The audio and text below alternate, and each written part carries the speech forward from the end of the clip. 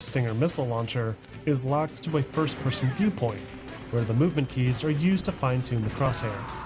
Another weapon worth mentioning is the chaff grenade. The chaff grenade is a throwable explosive device Until an hour ago. that doesn't deal any direct damage to enemies, but it can be used to disable a number of electrical devices around Shadow Moses Island. Citywide. Every tower. How? They tell me someone sabotaged the central server. And now Outside all of the that, towers are... Metal Gear Solid is remarkably very much the same as Metal Gear 2. In fact, some argue that it's practically a remake. There's the initial infiltration sequence where Snake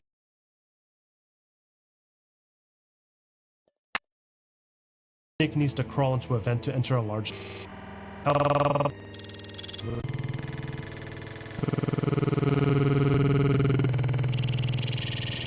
Kojima intended, hoping to translate this idea of the monotony and endlessness of war.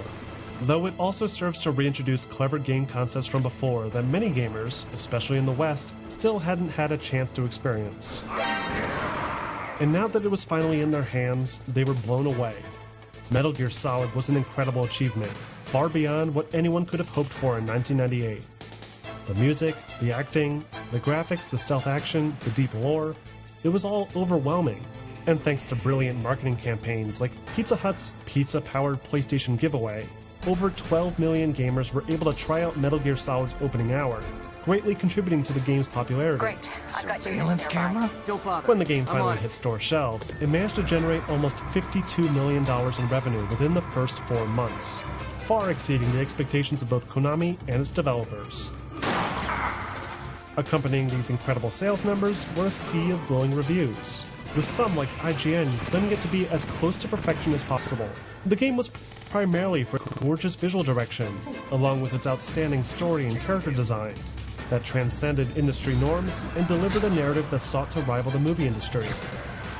The only publication to really lay into Metal Gear Solid was GameSpot, that criticized the title for its unstable frame rate, its short length, and its simplicity. Regardless, Metal Gear Solid was considered by most to be a masterpiece. It has since won countless awards for its highly innovative design, and continues to influence the design of video games today, the developers decades later still trying to emulate the feel of its cinematic storytelling. What's more, Metal Gear Solid had finally popularized the stealth action genre, despite the concept having been introduced several decades prior. And before long, established franchises and newcomers alike using stealth action elements would begin to flood the scene, harrowing in a golden age for the genre. Soon after Metal Gear Solid's release, Konami Computer Entertainment Japan worked on creating an updated version of the game for Japanese audiences called Metal Gear Solid Integral. This version includes a number of tweaks to the Japanese PlayStation release of the game, including an option to toggle between the original Japanese voice actors and the English dubs, new gameplay modes and skins to add replay value, and a separate disc titled Metal Gear Solid VR Missions, expanding the previously included bonus content with up to 300 playable stages, with a special teaser for a planned mainline sequel. Integral was then ported over to the Windows PC by an American-based company called Digital Dialect a year later, that sported options for higher resolutions and keyboard control. However, because of the nature of the PC platform, this release of Metal Gear Solid cuts out a lot of the PlayStation-specific features fans have come to love from the game, most notably Psycho Mantis's fourth-wall-breaking speech, where he reads the player's PlayStation memory card. But there's no denying that at the cusp of the new millennium, Metal Gear Solid shared a mutually beneficial relationship with the PlayStation platform, boosting its popularity while simultaneously skyrocketing console sales. And this partnership would continue with Kojima's vision of the series' future. About a month prior to Metal Gear Solid's first release, Kojima was preparing to retire from his tale of epic espionage, hoping to deliver his growing fan base something different.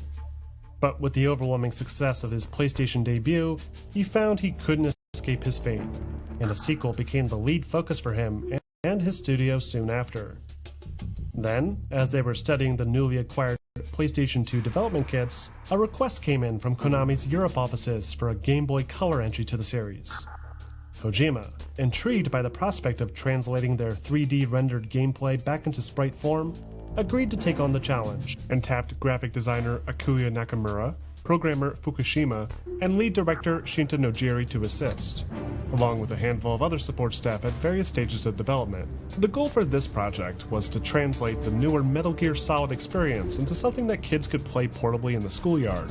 The Game Boy Color was tailored more towards children after all, so a lot of thought went into making the game more kid-friendly, while still maintaining Metal Gear's signature themes and style.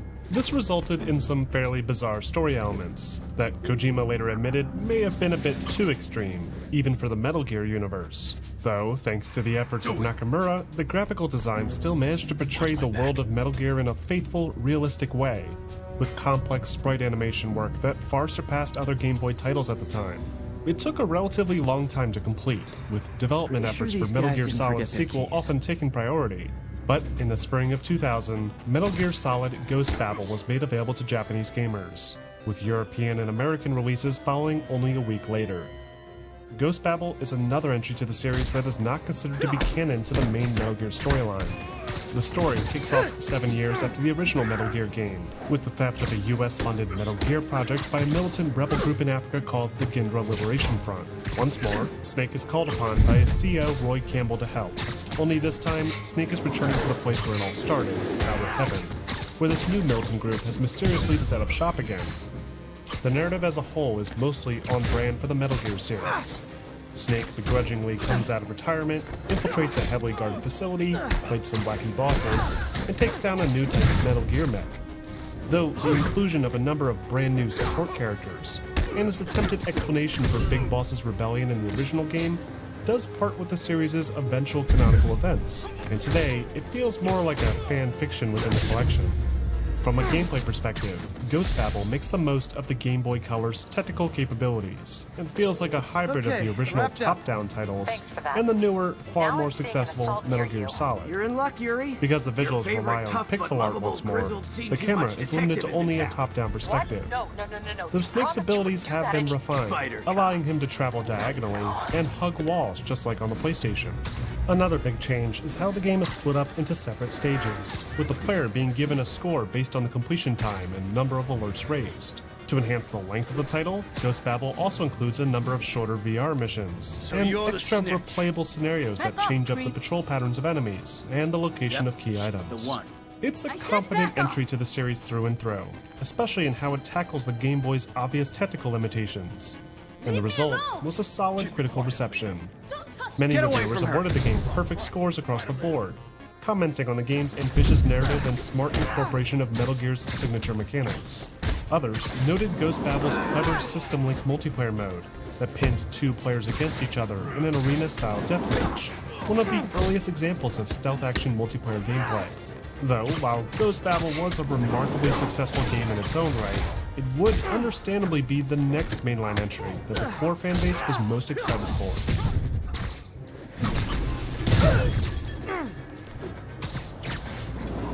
Back in the fall of 1998, Konami Computer Entertainment in Japan saw a rapid growth to both its staff size and its available funding. Metal Gear Solid was primed to be a hit, and Konami knew that fans would expect a more ambitious sequel from the studio responsible. So in preparation, they began to reorganize their many subsidiaries, merging the Aoyama studio with KCE Japan to form Konami Computer Entertainment Japan West, while a separate manga-focused studio, Shinjuku, was renamed into KCE Japan East.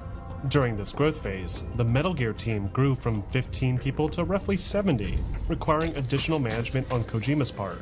All the while, Kojima had already established a rough outline for where he wanted to take Solid Snake next, with an ambitious new adventure set in the tumultuous Middle East. All clear, man. According to Kojima, the sequel to Metal Gear Solid was initially set around a nuclear inspection near Iraq, where a line of new nuclear-equipped Metal Gear mechs was rumored to be in development. I can take care of Then, myself. as a prototype Metal Gear is being transported by an aircraft carrier, returning antagonist Liquid attempts to steal the weapon for himself, to which Solid Snake responds.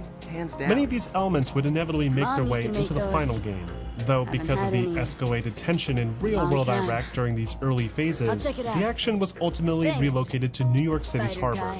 and the aircraft carrier concept gradually transitioned into a smaller tanker ship instead. Should be able to With the spot the location next now tower locked from up down, there. Kojima sent a field research team out to New York to capture photographs of the harbor and various landmarks that they had intended to feature throughout the course of the game.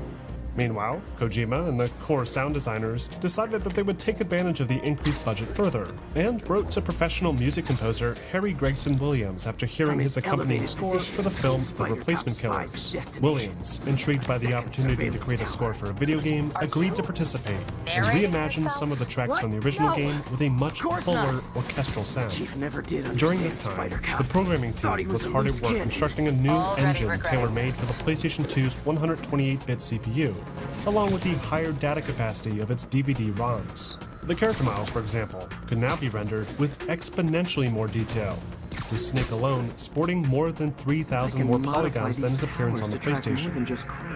But there wasn't just an increase to geometry and texture quality that led to the sequel's incredible visual presentation. The major focus of development for the next generation of Metal Gear Solid involved capturing atmospheric elements that couldn't be properly shown before. Aspects like wind, heat, dampness, and the cold were all things that the team spent a lot of their time highlighting using clever visual tricks and techniques.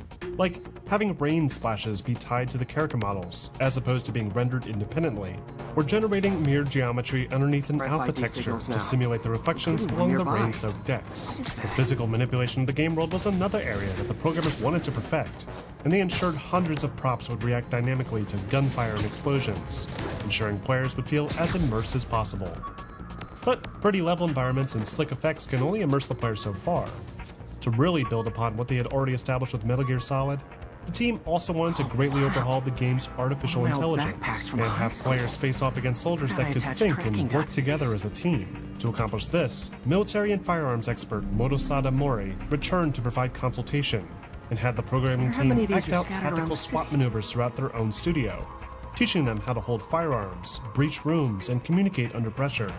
These lessons paid off tremendously, and with the help of new motion capture equipment, the programmers were able to incorporate hundreds of unique and realistic animations for the various enemy soldiers, greatly racking up the tension of each encounter with them.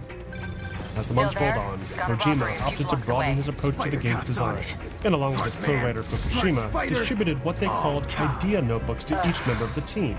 They were then told to think of one good idea each day and write it down in their notebooks, which were then looked over that evening by Kojima and Fukushima personally. By doing this, they were able to generate a ton of clever new gameplay mechanics to help set the sequel apart, like hiding in lockers, peeking around corners, and vaulting over ledges. All features that would soon be put on full display for the fans to judge themselves. At the dawn of the new millennium, Hideo Kojima and the rest of the developers at KCEJ West were ready to show off what they've been working on for the past 2 years. Production was incredibly tight-lipped up until this point, with only subtle hints and teases like the concept art of Metal Gear Ray and the VR mission disc. But at E3 2000, audiences everywhere were finally given their first glimpse of the groundbreaking Metal Gear Solid 2.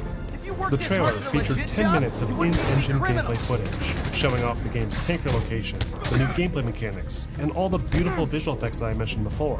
What's even more remarkable, though, is that these incredible graphics that were well beyond anything advertised for the PS2 thus far were also being rendered at a buttery smooth 60 frames per second, an industry first for a major AAA action title. As expected, the hype mounted considerably following this reveal. Gamers everywhere now had a legitimate reason to purchase Sony's next-gen PlayStation 2 console, and it quickly became the most highly anticipated game of 2001.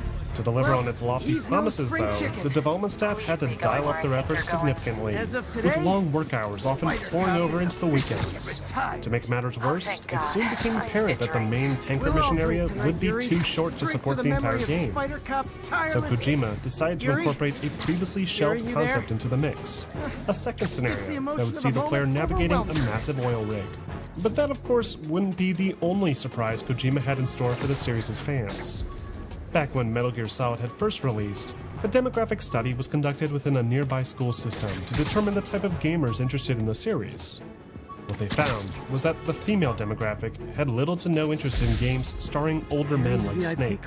Taking this to heart, Kojima came up with the idea to introduce an entirely new character to the series, one that players would control exclusively throughout the course of the oil rig sequence of events. This would serve two critical purposes. 1. It would allow players to get to know the legendary hero Solid Snake from a new perspective, and 2. It would inevitably serve a crucial role in establishing the overarching theme of the game itself. Kojima then went to veteran character designer Yoji Shinkawa and asked him to create a beautiful young man, one that he hoped younger women might be able to relate to more. Yoji, confused initially, began working on some drafts for the character, aiming to make him look slender and sexy while trying to weave in a sort of childlike innocence into the design. The resulting character would prove to be highly controversial among the fans, but it also remained a critical component for Kojima's constantly evolving story that he wanted to tell. It's for this reason that he made sure that the character remained as well guarded a secret as possible. Even some of the corporate Konami offices were left in the dark. Toying with his fanbase further, Kojima had a second E3 trailer put together in 2001 that showed several sequences that were never planned to be featured in the final release. Then, with only a few months to go prior to release, the United States were faced with the devastating September 11th terrorist attacks. To remain sensitive to this tragic event, the development team for Metal Gear Solid 2 made a number of changes to the visual makeup of the game, removing the World Trade Center from the distant skyline, adjusting some of the dialogue, and even cutting an entire sequence from the final act that would have shown massive destruction to Manhattan Island. The scene itself wouldn't have actually shown any destruction to the World Trade Center, though its imagery was enough that the developers felt it was more appropriate to just cut the scene altogether. Finally, after 3 long years of development, shrouded in secrecy, Konami Computer Entertainment Japan West, now known simply as Konami Japan, released the hotly anticipated Metal Gear Solid 2 Sons of Liberty, exclusively for the PlayStation 2. Sons of Liberty begins 2 years after the events of the last mainline title, with Solid Snake and ex-Metal Gear engineer Hal Emmerich, aka Otacon, working alone as their own anti-Metal Gear unit called Philanthropy. Not good. Following the Shadow Moses incident, the technical data of the old Metal Gear Rex was mysteriously leaked to the public, which inevitably led to the production of numerous copycat designs all around the globe. So both Otacon and Snake, feeling guilty for what they had unintentionally helped unleash, make it their duty to put an end to the Metal Gear nightmare once and for all. Meanwhile, the American government are desperate to cover up their involvement at Shadow Moses, claiming that the terrorists at Shadow Moses were nothing more than a right-wing extremist group, and that Solid Snake and his fringe Philanthropy are not to be trusted. They then commissioned the creation of their very own anti-Metal Gear weapon, given the name Metal Gear Ray, that, while not equipped with a nuclear payload, is much more maneuverable than past models, and even capable of amphibious travel. Wish I could bottle and Philanthropy, sell that man's determined to expose this plan to the public, set out to intercept the prototype during a scheduled transfer. But soon after arriving, a third party arrives at the scene, hoping to steal the weapon for themselves, and are accompanied by returning antagonist Revolver Ocelot. Ocelot, along with his group of Russian mercenaries, then hijack Metal Gear Ray, sink the ship transporting it, and pin the resulting environmental disaster on Solid Snake, tarnishing his reputation and making him an enemy of the state. The game picks up again 2 years later, with an entirely new character operating under the codename Raiden. His mission is to infiltrate a massive offshore cleanup facility called the Big Shell, that was created to clean up the crude oil runoff from the Manhattan tanker incident. Raiden is a rookie soldier, much like Snake was in the original Metal Gear. His only apparent experience prior has been VR training, a bit of a fourth wall breaking nod to both the bonus VR missions and Metal Gear Solid in general.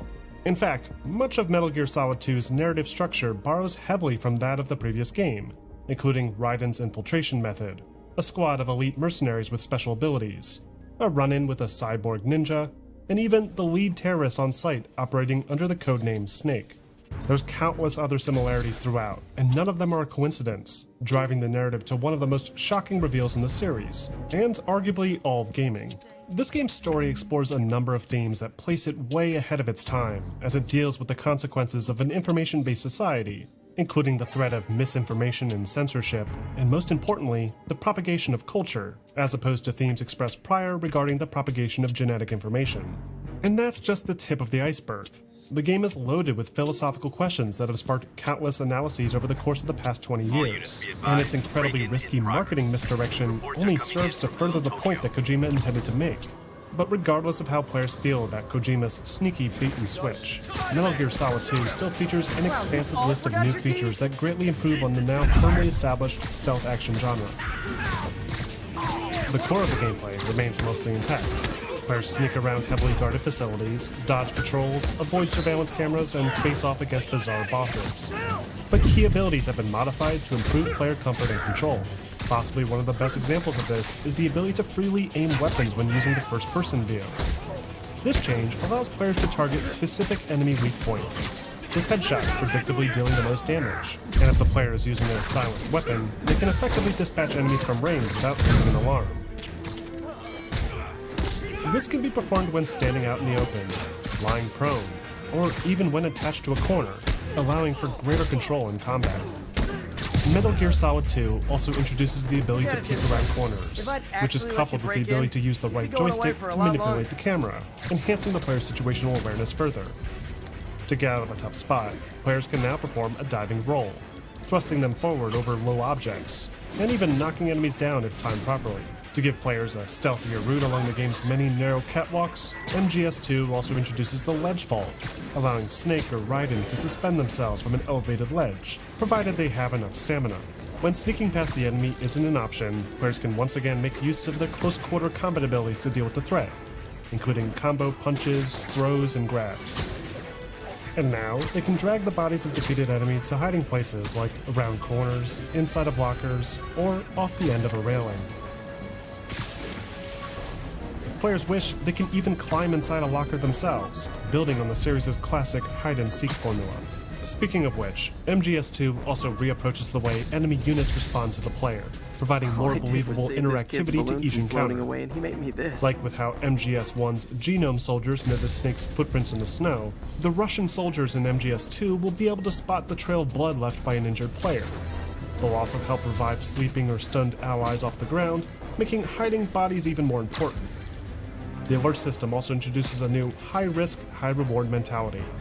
If a guard bumps into Snake, for example, the entire base doesn't automatically know where to find him. Only that one guard is aware of the intruder, and they'll try to use their radio to call for backup.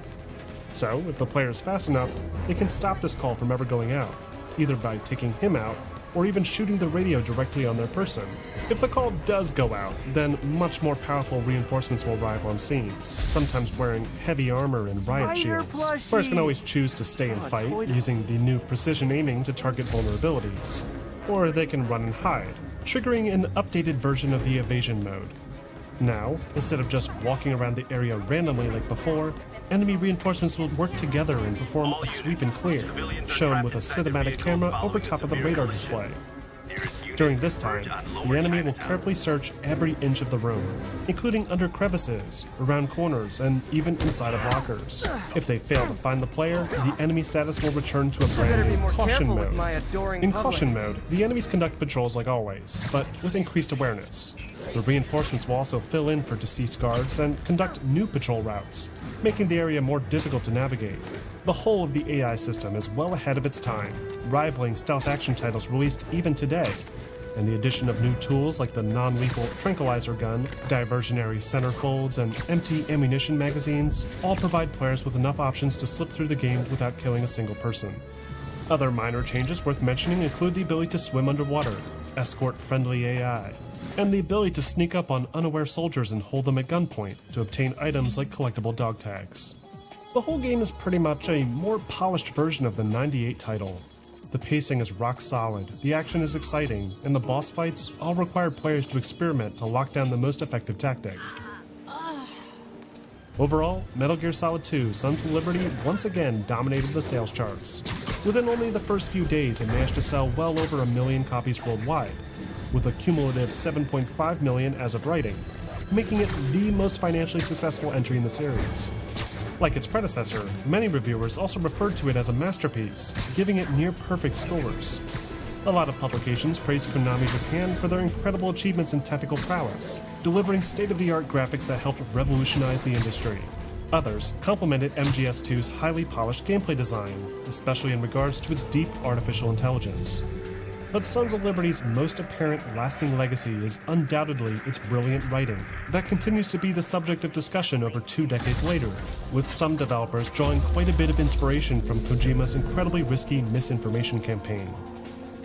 Following its original PlayStation 2 release in America, many other versions of Metal Gear Solid 2 began to hit store shelves, including ports for both the Microsoft Xbox and the PC, that, like its predecessor, suffered from a few compatibility issues at first.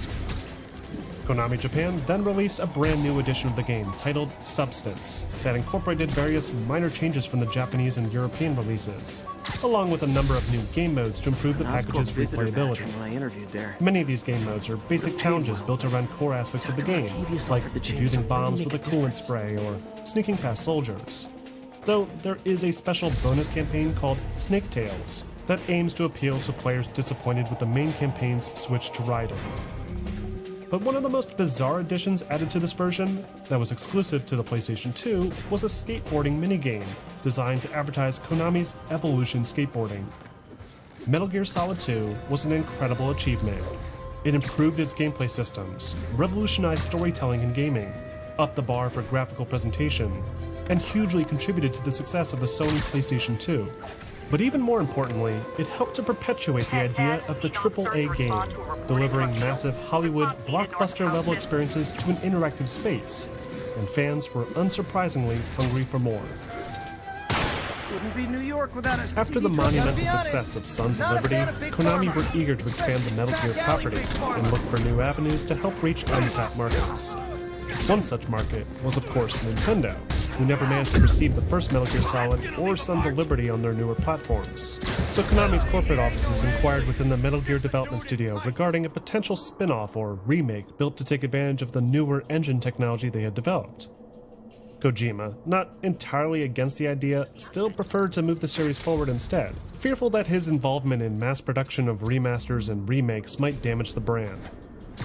Then, during E3 2002, Kojima, along with other executives from Konami, sat down with the president of a Canadian developer called Silicon Knights, whom Nintendo's own Miyamoto had held in high regard, and they pitched having them work on a top-to-bottom remake of the original Metal Gear Solid, built to take advantage of the Nintendo GameCube. Silicon Knights agreed, though they were skeptical about meeting Konami's strict one-year deadline for development. This was a major property after all, and this would be the first title that they would work on that wasn't their own creation. But even so, they managed to get a functional prototype developed within only the first month of work.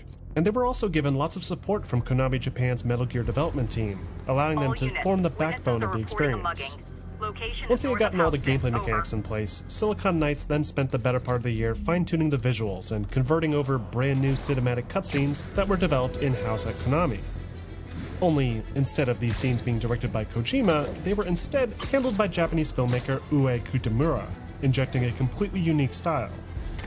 This was of course a big departure from the style of the original Metal Gear Solid, though the decision was made by Kojima himself, who refused to have this be a shot-for-shot remake of the original title. As the deadline for the project approached, it became clear that the game wasn't ready for its planned holiday 2003 release.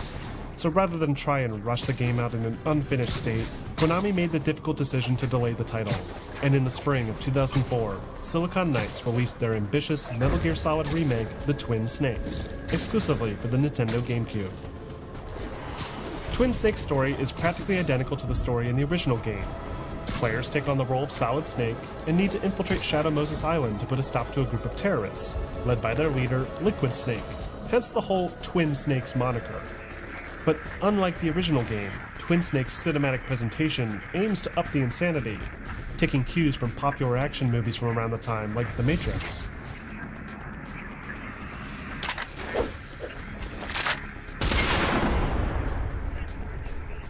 Snake and his enemies now flip off of ledges, run along walls, and skip across missiles in slow motion, taking the series' already strange, militaristic surrealism and cranking it up to 11. Though, despite its wild new direction, it's worth noting that the improved graphical fidelity does provide the characters with a level of emotion that even the original failed to deliver. What's more, all the characters' voice lines have been re-recorded by the original voice actors, with much higher quality equipment than before. This, coupled with the technically superior visual design, helps to deliver an experience more on par with players' expectations in the early 2000s. And the core of the narrative still remains practically untouched. The gameplay, on the other hand, does deviate quite a bit from the initial design. Most of the item and enemy placement is identical, and all of the general camera positions are still set the same way. But Twin Snakes also incorporates all those new gameplay features intended for Sons of Liberty. This means players can freely aim their weapons in first person, perform diving rolls, and will need to contend with smarter AI that will search and clear rooms. On paper, this sounds like it would only make the game better, but it does introduce some balancing concerns. The ledge vault maneuver, for example, allows players to simply drop down from that upper balcony in the tank hangar, letting players skip past a difficult camera placement. And then you have the bosses like Revolver Ocelot that are far easier to defeat thanks to the first-person aim mode. Even still, it remains an enjoyable gameplay experience through and through, and is a fine retelling of Konami Japan's genre-defining classic. Upon release, Twin Snakes received mostly positive review scores from journalists and fans alike. It was praised for its cleaner presentation and smooth 60 FPS performance on the GameCube, along with its many new gameplay features carried over from Sons of Liberty. Though there were of course those that felt the additional features hurt the flow of the action and robbed the adventure of its original charm. The game has since developed a negative reputation in the Metal Gear community for having deviated too far from Kojima's vision, though because of its limited release, its aftermarket value has skyrocketed, making it quite the rare find in the retro gaming world.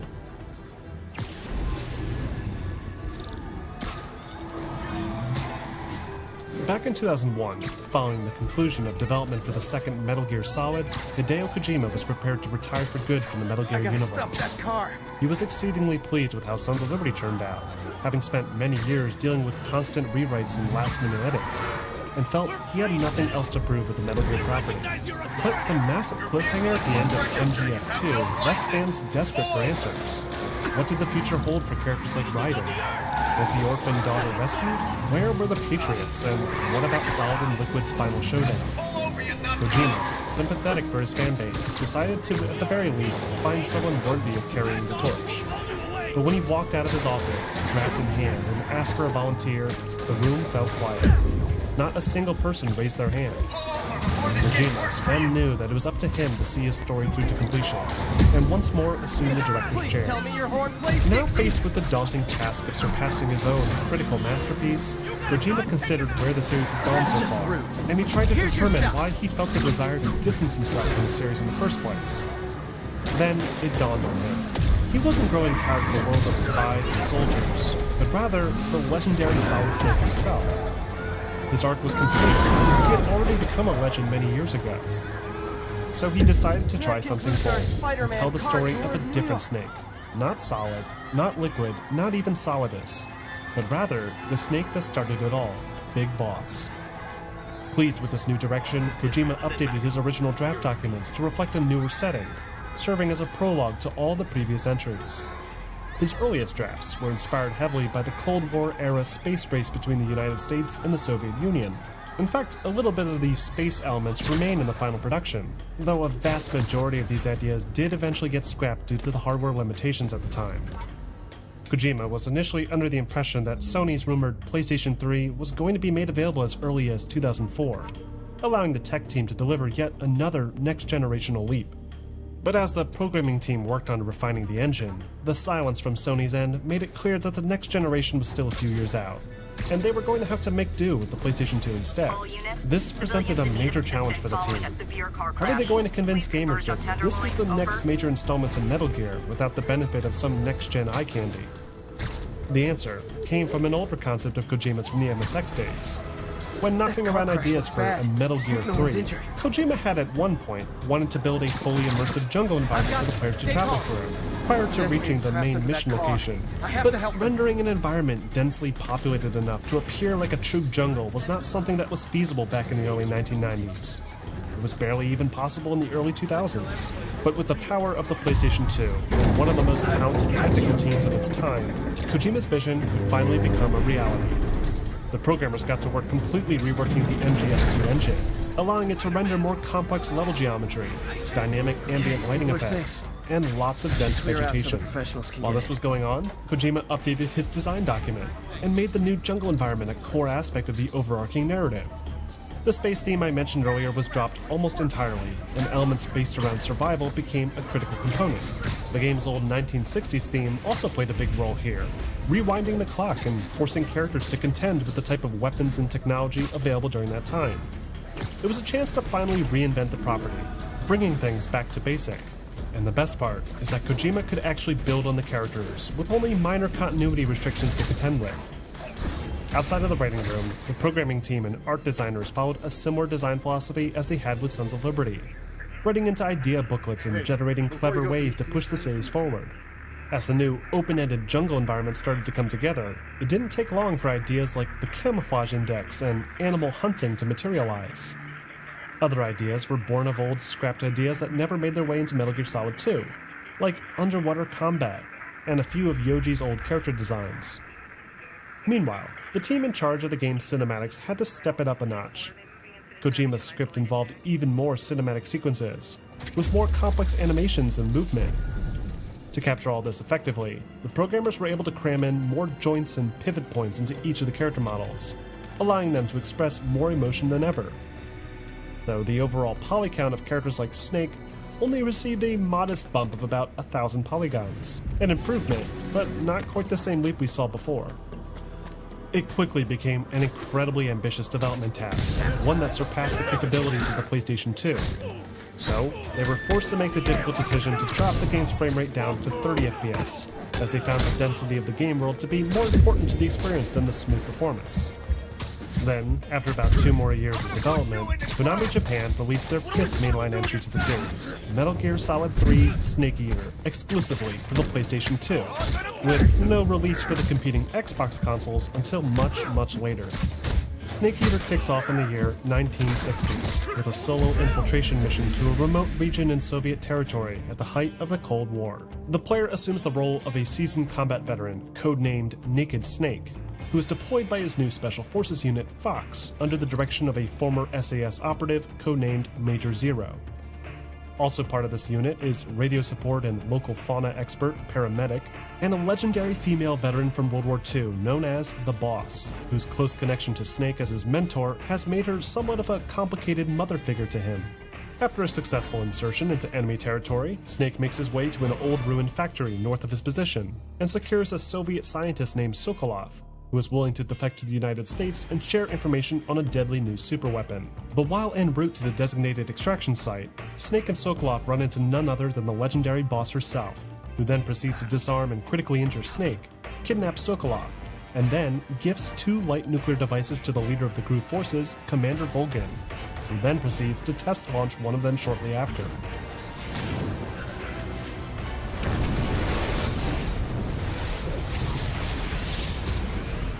Bruised, beaten, and betrayed, Snake is rescued before succumbing to his injuries, and is fixed up to go on a follow-up mission shortly after.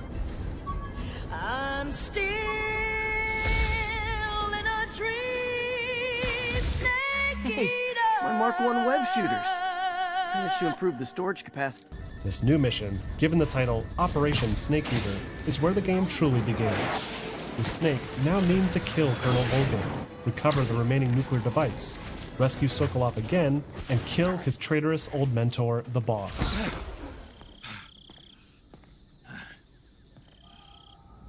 Ever loyal to the mission, Naked Snake ventures back into the same jungles as before, but falls down a figurative rabbit hole of action and espionage, fighting off local wildlife, Russian patrols, and Soviet gunships, along with the supernatural Special Forces unit Cobra, Doc's under gone the for command the of the night. Boss herself. Time to sneak in some spider work.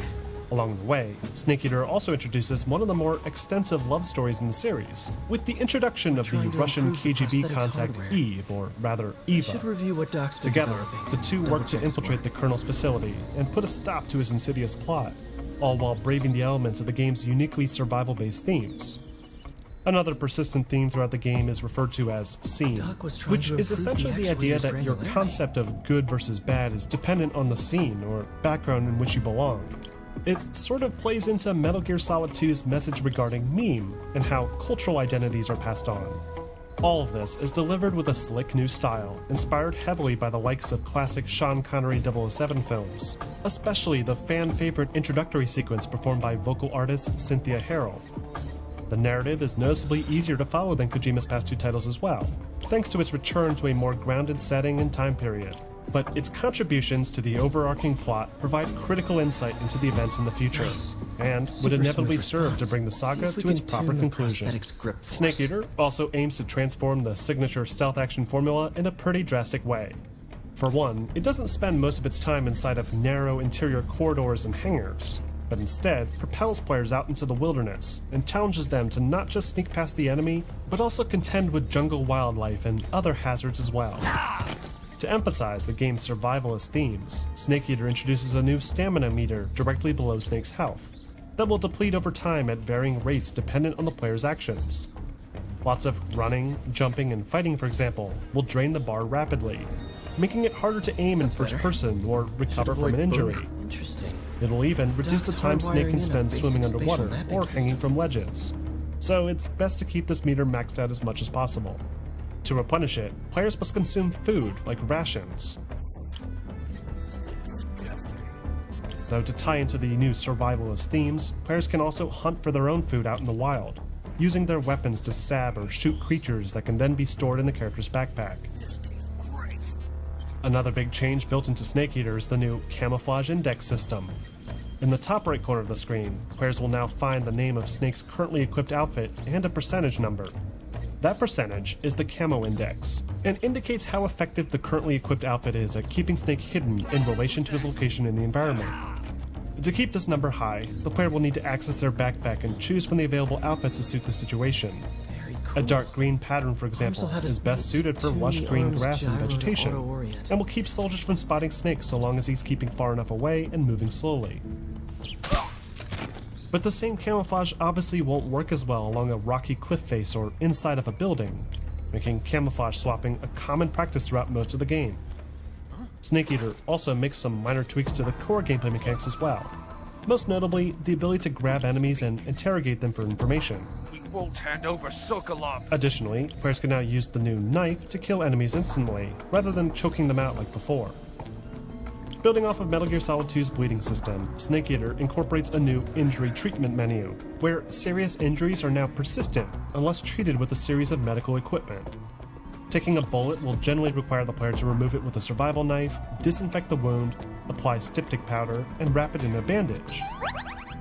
But if it's not treated, then the player will suffer detrimental effects like reduced weapon stability and stamina, along with a reduction to their maximum health. Alongside all these new medical tools, there's also a collection of other Cold War appropriate gadgets and weaponry like binoculars, explosives, directional microphones, various types of personnel sensors to make up for the lack of a traditional radar display, and probably one of the most clever new additions, a fake death pill, allowing the player to trick the enemy into thinking that they're already dead, so that they can revive themselves afterwards once the coast is clear. All these tools are designed to give the player a fighting chance against the jungle elements, though their age technology does make them more challenging to use than their more modern counterparts, forcing the player to often rely on their natural instinct and CQC training to emerge victorious, an aspect that many fans greatly appreciated. As such, Snake Eater was yet another major hit for the series. It received an overwhelmingly positive critical response, with reviewers applauding its beautiful visual direction, its clever gameplay overhaul, and its legendary storytelling. Fans loved being able to explore the origin of Big Boss, and were blown away by the beautifully edited cinematic sequences. But sadly, it didn't fare nearly as well financially as its predecessor, selling only about half as many copies as before. These lower sales are believed to be attributed to the less aggressive marketing campaign, along with the potential series fatigue brought on by Sons of Liberty and its whole Raiden fiasco. But for those fans still confident in Konami Japan's abilities, they were treated to arguably the best entry in the series, and one that would be made even better with its re-release over a year later. Metal Gear Solid 3 Subsistence introduced a number of major improvements to the Snake Eater experience, chief among them being the first fully controllable third-person camera in the series. This camera was initially pitched to Kojima during the development of the base game, but he argued against it, wanting to keep each entry consistent in how they played. But the larger gameplay environments, and the lack of a proper radar screen, made the traditional hybrid top-down camera a chore to play with, and so Kojima finally gave in, and had the team of programmers work in a standard over-the-shoulder perspective that had steadily become the industry norm. Subsistence also introduced the second example of competitive multiplayer in the series, called Metal Gear Online, that pit two teams of online players against each other in arena-based deathmatches, set at various locations from the main campaign. While this may sound like a pretty basic implementation of multiplayer by today's standards, This was quite the achievement back in 2005, especially when you consider that most PlayStation 2s required players to buy a separate online network adapter just to connect. So, for those players determined enough, Metal Gear Online, as it appeared in Subsistence, was a pretty unique and fascinating experience, and one that would evolve along with the rest of the series for many years to come. Now, before we move any further, there was one more title in the Metal Gear franchise released around this time. Back in 2002, Shinta Nojuri was approached by Konami executives to helm another portable entry to the series. Only this time, they opted to build the game for Sony's upcoming portable PlayStation that was set to be the most powerful handheld platform ever. Nojuri, who was already assisting in scripting tasks for Snake Eater at the time, got to work on a design document for this new portable title. At first, he considered just building a portable version of a Metal Gear Solid game, only scaled down visually to account for the PSP's limited hardware specs. But after discussing it with studio head Kojima, he decided to try something much more ambitious, and reimagine the stealth action experience as a sort of digital board game instead. Aware that this would be a major departure, the development team loaded up the game with references to the past entries in the series, paying tribute to the series' history thus far. And after a lengthy 2-year development cycle, they released Metal Gear Acid, exclusively for the PSP in Japan, with later European and North American releases following the next year. Metal Gear Acid is easily the most unusual entry in the entire franchise. It takes place in the futuristic year of 2016, after an airplane containing a number of high-profile US politicians is hijacked by a group of terrorists and their weird, creepy marionette dolls. Snake, having retired for the millionth time by now, is called back into action, and is sent to investigate a top-secret research project called Pythagoras, that the terrorists are demanding in exchange for their hostages. Acid's story is probably one of the darkest and yet strangest in the entire series. Though, because it wasn't written by Kojima, it's also not considered to be canon. Even more odd than the game's storyline is its drastically different gameplay direction. Metal Gear Acid is a turn-based strategy game, where players make use of a set of playing cards to determine actions and complete specific objectives. The game is split up into individual stages, each with different configurations of obstacles and enemies to overcome. When the game begins, players are given up to 6 cards in their hand, and can use these cards to either move a set number of spaces on the game board, or activate the abilities written on the card itself. A handgun card, for example, can be used to fire at a nearby enemy, or it can be substituted to move Snake 3 spaces instead. When the player's turn is complete, the enemies will move around the board, patrolling the environment on set turn-based paths unless they otherwise encounter a disturbance. All of the core mechanics from the Metal Gear series come into play here in one way or another, and while it's certainly not the same as your typical stealth action experience, it's a surprisingly clever design nonetheless. But as expected, the reception for Metal Gear Acid was mixed upon its release. Many gamers were disappointed with the change to the gameplay mechanics, and were hoping to get a portable Metal Gear Solid experience instead. However, for those that did give the turn-based action a chance, they found a remarkably deep and well-thought-out game within, and praised the title for its creativity and execution. Immediately following Acid's lukewarm reception, Nojiri and the team commenced work on a direct sequel that would evolve their controversial turn-based design. The game, titled Metal Gear Acid 2, released in Japan the same year as the first game's Western release, and featured a plethora of design changes. The biggest and most obvious change was to the art direction, that now offers a cel-shaded style with a much brighter color palette and an interesting new lead character design. The story also seems to have nothing to do with anything in the series prior. Players assume the role of a character named Snake and are forced by the FBI to complete a mission for them to rescue his friends and clear a tarnished reputation. The story by itself is much more ambitious than the first Acid game, though its lack of any real connection to Kojima's narrative makes it stand out as a sort of black sheep in the Metal Gear franchise. That being said, Acid 2's gameplay is a marked improvement over its predecessor. Sure about long-term wear its controls are simplified, its mechanics are explained more clearly, and it also features several quality-of-life improvements and fun additions to expand on its unique formula, including double the amount of playable cards. As a result, Metal Gear Acid 2 received mostly positive reviews, with most of the praise coming from those who appreciated the risk taken with the original. But for those players still not on board with Acid's direction, they would have to wait a little bit longer for Snake to return to form. Doc was testing the biocompatibility of graphene. The mid-2000s were a busy time for the Metal Gear franchise. The success of Metal Gear Solid 2 had skyrocketed the series' popularity, and encouraged lots of projects to be made simultaneously within Konami Japan and abroad. But I do feel it's worth pointing out what was happening throughout the gaming industry during this time frame too. The original Metal Gear Solid's success had led to a boom in the stealth action genre, that, when coupled with the rapid growth and popularity of the hardcore tactical shooter and post-9/11 nationalism in the West, allowed for an avalanche of special forces and Black Ops-based titles to land on the scene. One of the most famous examples of this is, of course, Ubisoft's Splinter Cell franchise, that took aspects of Metal Gear Solid and the Thief series to create a more grounded and authentic stealth action experience, and was even cheekily given the subtitle Stealth Action Redefined. Meanwhile, IO Interactive had introduced their own clever spin on the formula with the start of the Hitman series that took players out of the shadows and had them using disguises to infiltrate the enemy. By 2005, even first-person shooters wanted in on the craze, most notably the 007 game series and Crytek's Far Cry. The genre was quickly becoming oversaturated, and with its increased competition, Metal Gear would begin to see declining sales with each new entry. Meanwhile, the production effort within Konami Japan had started to get too unwieldy. In 2004 alone, they released 3 completely different Metal Gear games, alongside other games not related to Metal Gear at all. And Kojima, being the vice president within the studio, was stuck managing all of these projects simultaneously, alongside a multitude of other administrative duties. Aware of this, Konami decided to absorb many of its subsidiaries into the parent company, assuming most of Kojima's administrative roles in the process, and Kojima, along with his team, were rebranded into Kojima Productions in April of 2005.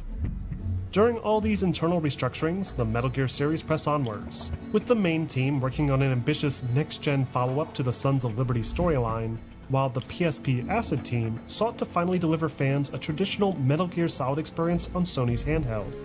This project, now directed by Masahiro Yamamoto, began production as a direct follow-up to Snake Eater, with Big Boss returning as the main protagonist, along with all the redefined gameplay mechanics and camera systems that went along with it.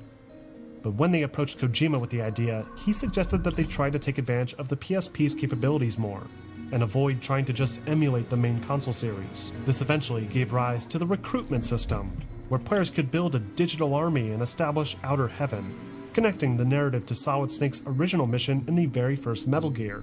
To help make this connection, Konami hired Japanese light novel writer Gakuto Mukomo to handle the story, and Australian artist Ashley Wood, who had provided the artwork for a series of Metal Gear Solid comics previously. Then, after roughly a year of development, Metal Gear Solid Portable Ops was complete, and released exclusively for the PSP in December of 2006. Despite not being written by Kojima directly, Portable Ops is a canonical entry to the series that seeks to explain what happened to Snake, or rather Big Boss, following the events of Metal Gear Solid 3. The game kicks off 6 years after Operation Snake Eater, with Snake being kidnapped and imprisoned in a North Colombian prison cell at San Geronimo. Snake is then questioned by one of Fox Unit's interrogation specialists, the very same unit he served under before retiring. With the help of a young Roy Campbell, Snake escapes imprisonment, and then attempts to contact his old ally, Major Zero, to help piece together what has happened. He soon learns that both he and Zero have been marked as traitors due to their past involvement with Fox Unit, and Snake's only chance is to expose the true rogue agents and clear his and Zero's name. To do this, Snake stages an uprising throughout the peninsula, recruiting stranded ex-Soviet soldiers to his cause, and together, they work to expose the real traitors and dismantle their leader's goal of an independent military state called Army's Heaven. Unlike past mainline entries to the series, Portable Ops' narrative is told through new comic book-style still images, as opposed to the full-motion cutscenes from before. Though many of the original voice actors do reprise their roles, and the thematic elements and concepts presented throughout feel like quintessential Kojima, despite his limited involvement in the narrative itself. Even more impressive, though, is how much Portable Ops manages to emulate the core Metal Gear Solid gameplay experience to function on the PSP. Snake moves around just like he does in Snake Eater, with options to sneak, roll, climb, use CQC, and aim weapons in first person. However, the default controls have been modified slightly to make up for the PSP's lack of joysticks and rear triggers. Moving slowly, for example, is typically accomplished by pushing the movement joystick gently, but now players need to awkwardly hold the triangle face button instead. What makes this even more uncomfortable is the fact that the camera is now controlled using the directional pad, meaning players may find it hard to sneak forward and rotate the camera at the same time. Aware of this fault in the controls, the developers also reintroduced the radar display, that was now based more around directional sound, indicating the direction of an enemy relative to the camera's orientation. The inventory screens have similarly been modified, using a much simpler 4-slot, row screen that greatly limits what Snake can bring with him on a mission. But probably the most detrimental change of Don't all worry. is the design Your of secret's the game's safe. environments. Portable Ops utilizes a series of small, cookie-cutter Well, locations completely devoid of I'll any leave you real to it. personality.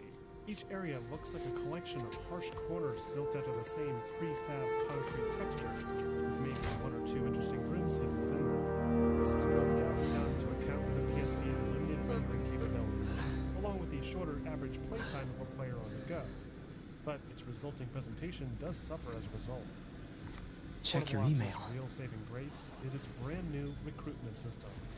Playing directly into the game's narrative, players now have the option to kidnap soldiers in every level. Hope this and isn't how deliver them Doc back to fires their me. own private army.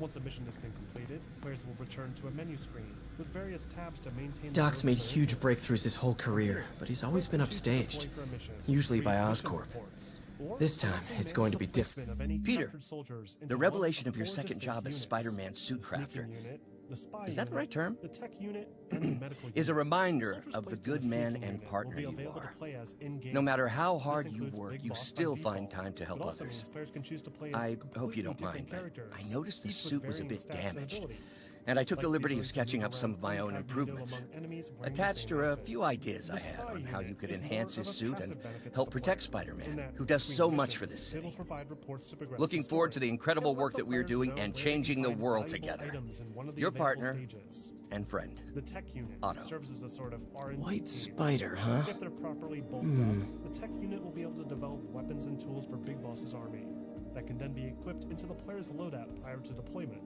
Finally, the medical unit determines the speed and efficiency of the army's health and stamina regeneration, which is important because a character's stamina cannot be as easily replenished as in Snake Eater, and can even end a mission instantly if it's drained to 0. What's wrong? Your circuit's gone dead. It's all done to encourage players to swap off of Snake and experiment with different playstyles. And if the player takes full advantage of all of Portable Ops' new mechanics, they can efficiently recruit tons more soldiers to their cause and defeat any threat in their way. In addition to being able to recruit soldiers from Wi-Fi hotspots, That should Portable do Ops it. also includes its own competitive multiplayer component, where players can steal valuable soldiers from a defeated opponent's list of recruits.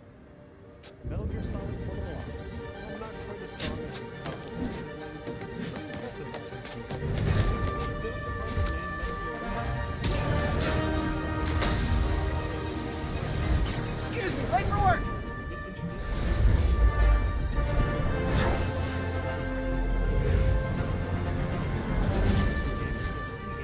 Coming through! Hello, New York! Ha-ha! New suit, same old me. Scores sitting in at around 80 to 90%, and sold 250,000 copies within its first month. Though because it only was ever made for the PSP, it naturally never reached the same install base as the mainline titles, and is often neglected when considering the overarching timeline of the story. A second version of the game was released a year later called Portable Ops Plus, aimed to inject more content into the game. Though oddly, this version cuts the original's campaign in favor of a mission replay mode instead, likely intended for veteran players that just wanted to enjoy all of the late-game army management content, which makes sense considering its much lower price point. Anyway, Portable Ops was another win for the original property, and its experimental new direction would become a major component of the Metal Gear series in the future.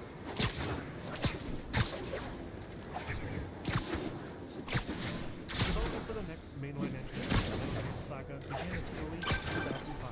Spider-Man, I think I figured out how 6 men are keeping his rackets running. Construction sites. Wasn't that shut down when he was arrested? No, it's one of his legitimate businesses. Multiple investors. We can't act without...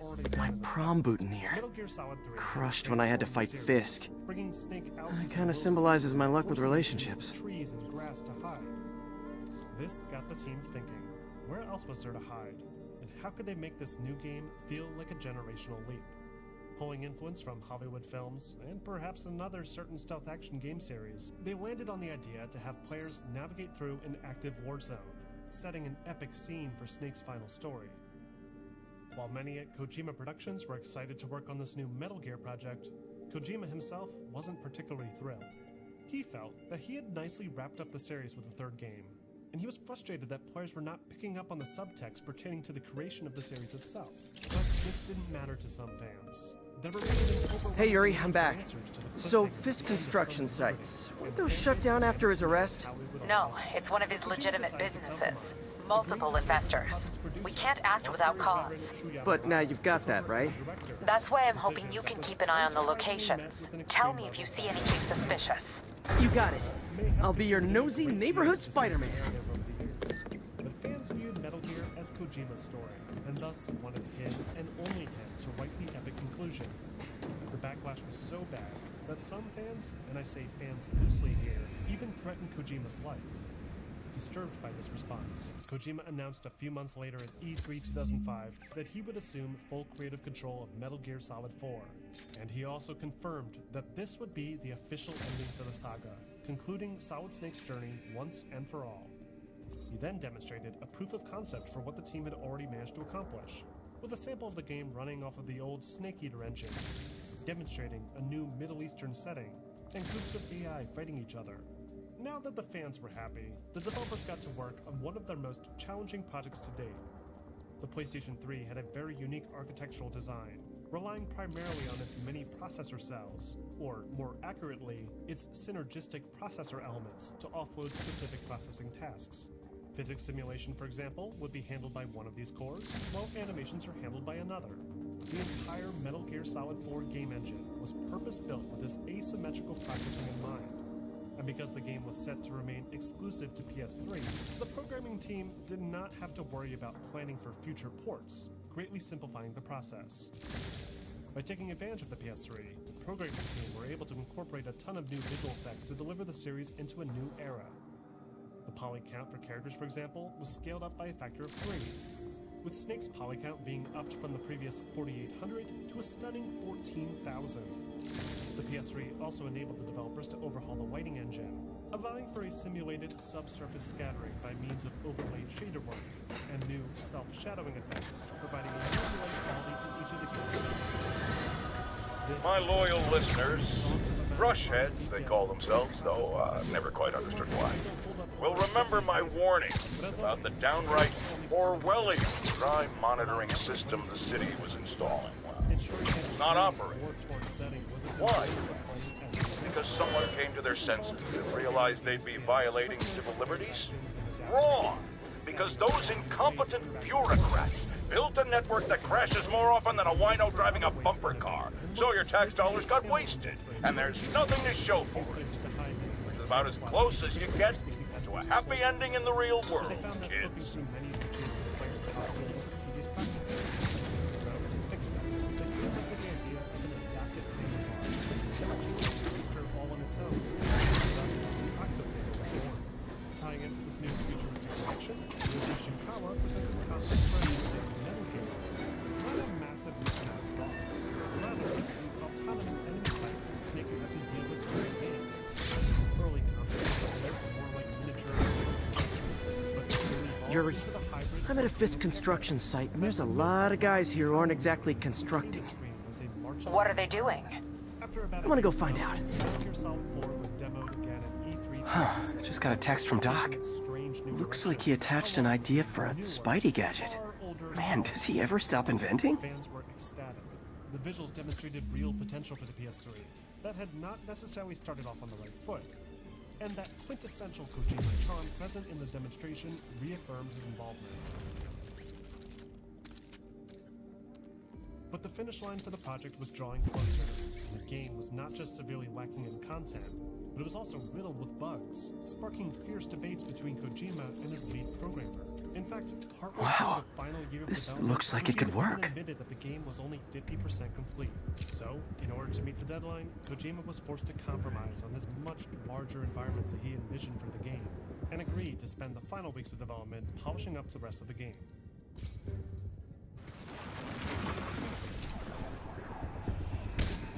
Awesome. Doc could be proud. 2008, their most difficult and expensive project had been completed, Kojima Productions released their next main installment, Metal Gear Solid 4: Guns of the Patriots, exclusively for the PlayStation 3. Guns of the Patriots takes place in the highly futuristic year of 2014, with the world plunged into a persistent state of war, fought by several mercenary groups and PMCs. Snake, having aged rapidly due to his unique genetic circumstances, is called upon once more do not want to be late with a shipment. Ever. Boss runs a tight ship. He does not like screw-ups. We had this guy once. He decided to stop off for a drink on the way to a delivery. That was his last delivery. You know what I mean? We get paid well because we deliver. Every time, on time. Hey, what the? To prevent this, Snake agrees to one Keep him on the ground!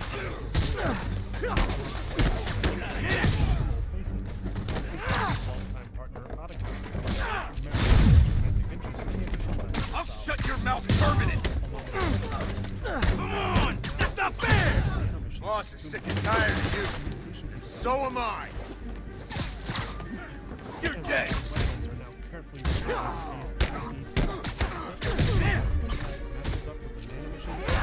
Here comes the pain!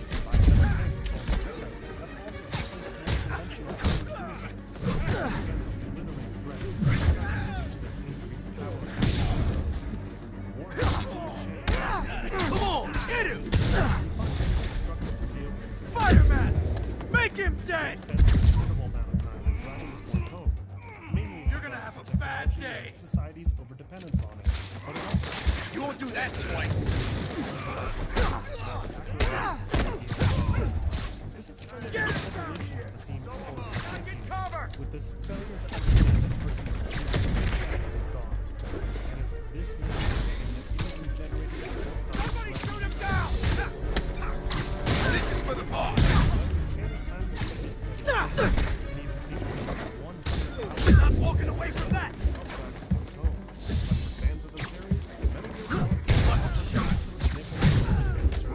I'm in an ass-kicking mood!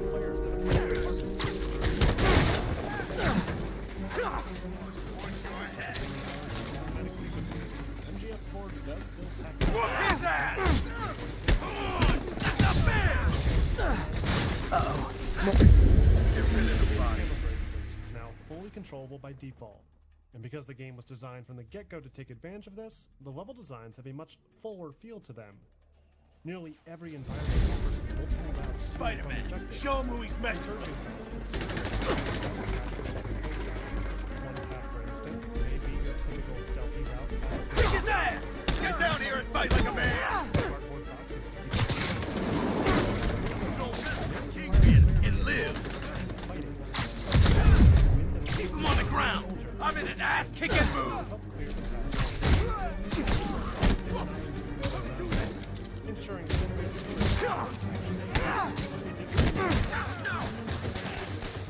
Uh-oh, more of them. also features more level variety thanks to the story's new multi-layer structure, including a war-torn northeastern city, a valley in South America. Spider-Man, turns out we've busted 4 illegal firearms dealers within a 3-block radius of that site. Each of these Gun running. locations has a very Let's see what I can do to cut down the supply.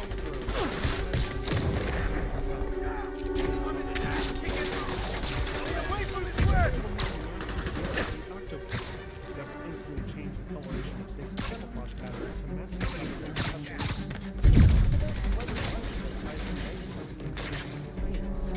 Lift your fist, set high! players need I can't reach him! We'll take you alive or dead! This doesn't care!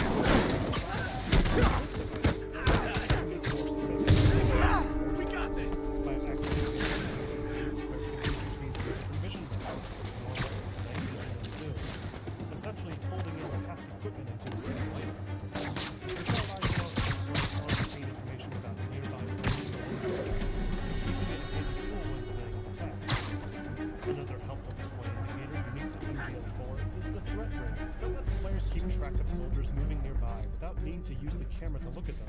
If that wasn't enough, Snake can also deploy Otacons' newest Metal Gear prototype, the Mark II, that can be remote controlled to scout out areas. grab out-of-reach items, and even stun enemies with an electric shock. There's a lot of great new gadgets to toy around. That's Spider-Man! I'll get him for you. We gotta stop it! Roll to the side when in a prone position, and you can even perform a new tactical slow start for when Come on, get down here and fight like a man!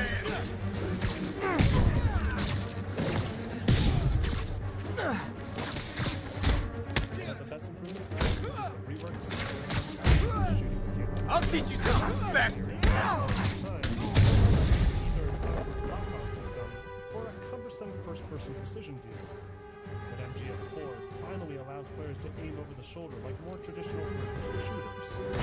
Aiming methods are still available. Dang, looks like they called their buddies. It's hard to compete with the aiming method. Get back here!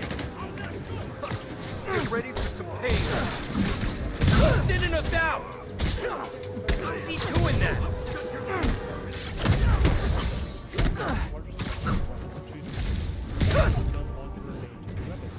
Oh, hey, more guys. Welcome to the party. House rules. Leave your shoes at the door. Unless you're not wearing socks, in which case, buy some socks already. To purchase a weapon picked up off the ground, I'm in an ass kicking! making it usable by Snake, and also unlocking the ability to apply attachments to it to improve its performance. To earn more Drebin points, players can either pick up weapons off the ground that you already have duplicates of, or complete special tasks like replicating Get down! or using mounted attacks.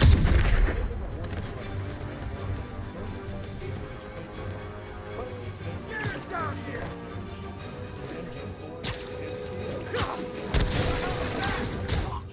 it serves the same purpose, slowing down health regen. Players can do it instead. Now, it increases basic stress. If the player maintains a high stress level, usually by engaging enemies directly or standing in extreme temperatures, then their psych level is going to go up. If this happens, Snake Echo's power is accelerated damage, and will even stop the rest and reach for his iffy bag. The same thing will pop up during some cutscenes. Get us down here!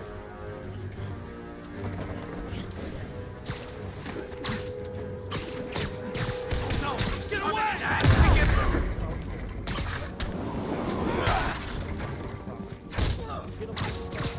Why won't you die? Oh, hey, more guys. Welcome to the party. House rules. Leave your shoes at the door. Unless you're not wearing socks, in which case, buy some socks already. Somebody shoot him! Hey! On! This will have our ass if we don't take him down! Get down here and fight like a man!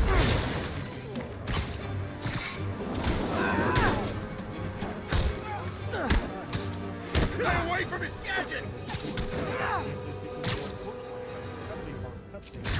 Watch out! Stay away from that thing! Get down! He's airborne! The game received Come on, this is tired of you. Why won't you die? Spread out! Get down!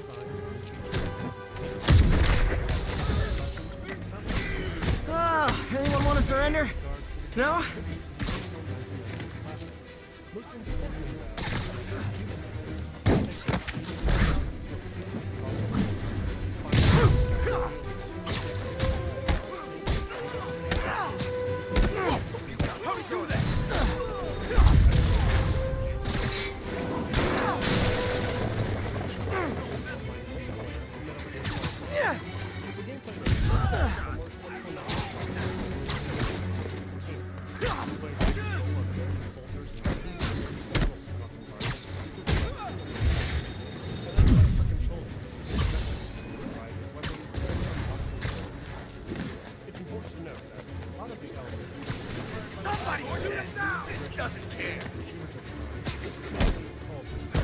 I can't touch him if he's in the air!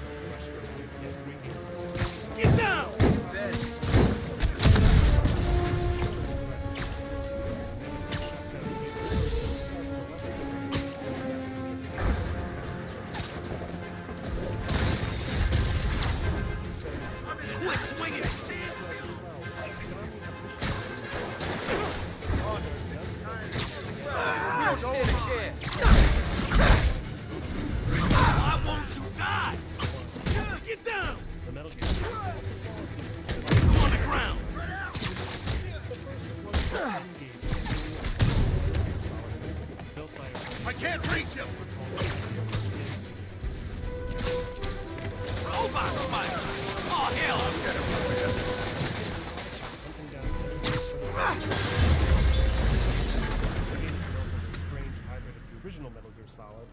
and the visual elements of Metal Gear Solid 2. Though because cell phones at the time... Place is locked down, Captain. Actually, webbed down.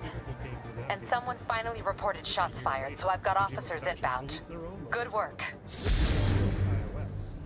The game, titled Metal Gear Fisk Solid has more 5, construction sites takes a throughout the much more city, simplistic vetting their approach fronts to too. design in order Keep to an eye maximize out, its and visual report potential in if you on the see platform. anything suspicious. And instead of featuring its own story, Touch retells the story of MGS4 by means of rather simplistic shooter gallery levels.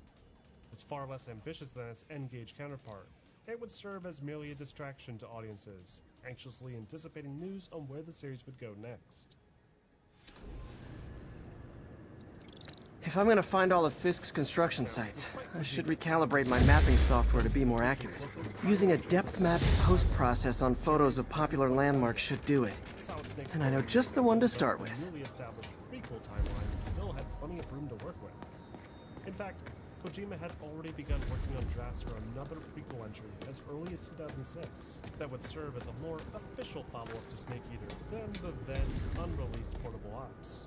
This new design document that he had written was immense, with tons of critical story elements that would help provide more context to MGS4's emotional connection. Before long, the Portable project dominated the whole of Kojima Productions.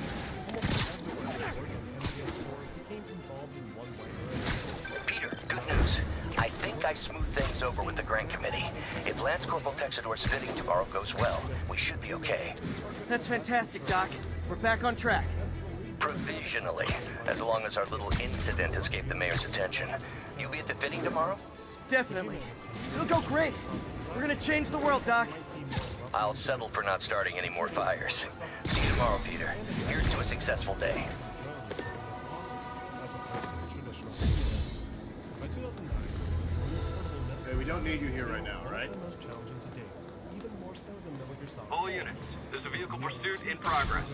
Local officers, please converge on Civic Center. To reinvent the series' identity once more. All the while, the studio's in-house game engine team uses this opportunity to test the waters of completely code their next-gen proprietary toolkit, experimenting with things like cloud-based computing and network features that would become key for later Kojima production titles. Finally, after nearly 2 years of full development, the team released the next mainline entry to the series, Metal Gear Solid Release 1, exclusively for PlayStation Portable.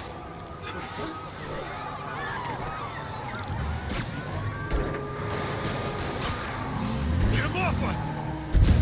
Curbside service.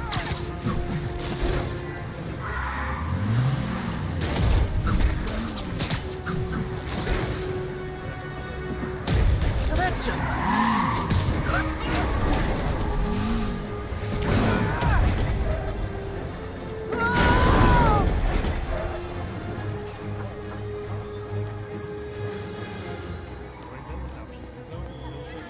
More crooks? This fight's going viral. The game promises Take these off!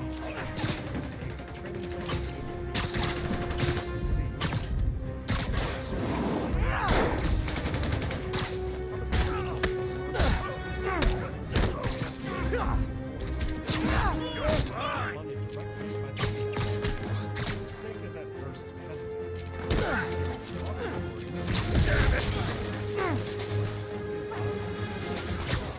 In exchange for Glad I stopped that. Too many crazy drivers in the city as it is. with this new FOB established, I got it. I got it. where they assist a local rebel group, fight off a series of high-tech drones, and uncover yet another plot to send the world into utter chaos by means of a walking bipedal death machine. This story is surprisingly rich and deep for a mobile-based title, with themes about the theory of nuclear deterrence and the pursuit of world peace. Lights back. Move less. Pardon me. Watch it. Once more with some fantastic technical style stories cinematics, some of which are now being manipulated directly to immerse the player further. It's a very clever design that's maybe familiar with the pacing is good, but the game's use of an episodic format, especially when it makes the player react to instead of just moving into the next scene. Even so, Peacemaker serves as a critical Nearby units advised. Witnesses called into mugging. Response needed north of Houston. The young rebel leader Amanda and her stubborn younger brother Chico, Otacut's father Al Emmerich, and the mysterious pods. Peace Walker also offers a secret Revengeance, only accessible by completing a significant Use these number of electrician's optional gloves in my objectives, first fight with which is Electro. used as the catalyst for the events in its eventual follow-up. Its gameplay design also greatly contributes to the evolution of the series, taking lessons learned from both MGS4 and Portal Lives to create the ultimate Metal Gear adventure. Like before, Peace Walker makes use of Muggers. Right! Come on! That's right, Spidey! You show him!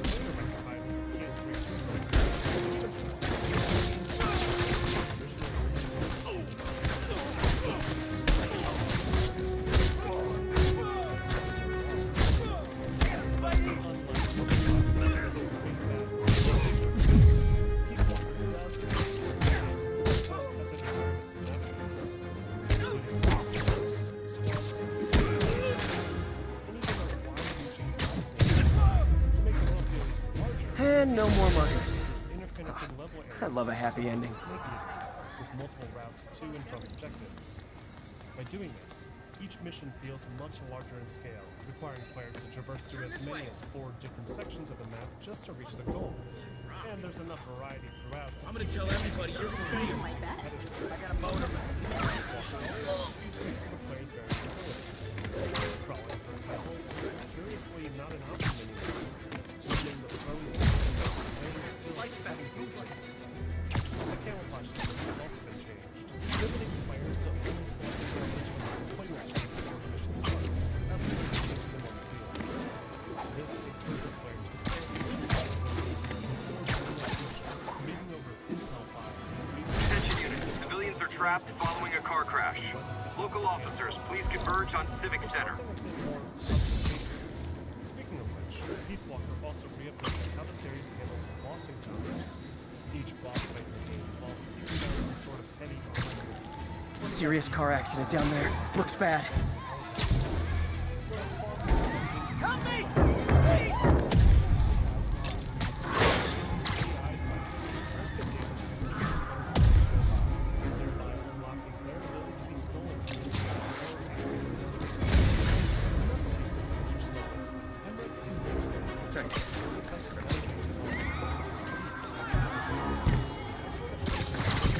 Don't panic. I'm here.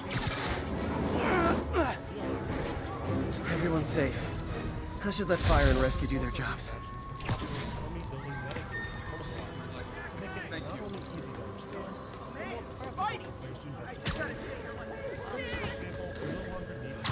Individual soldiers they want to bring back to a truck.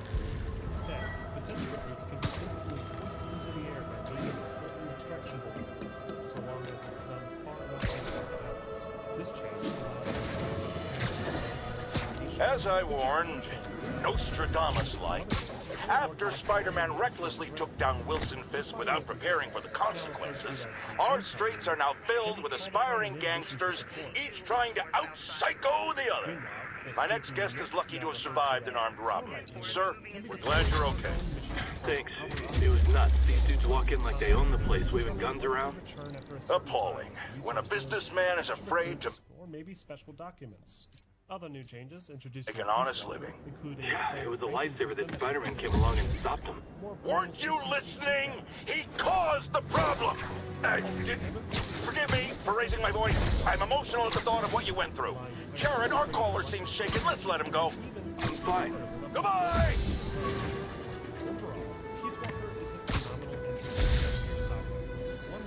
Maybe this will help me balance work and a personal life.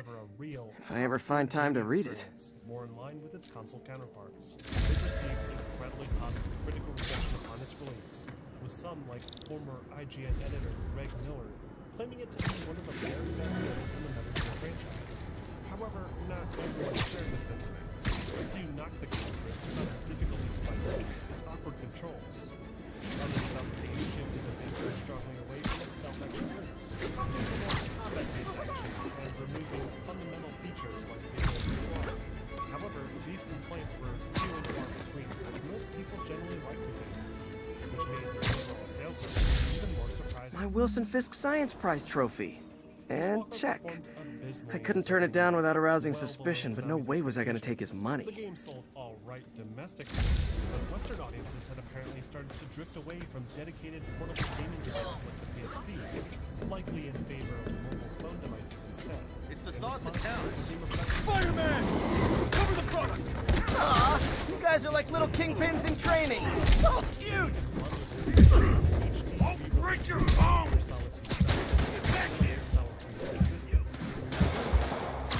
Eventually saw a slow but steady recovery in its sale performance. It has since become one of the most highly regarded games to the series.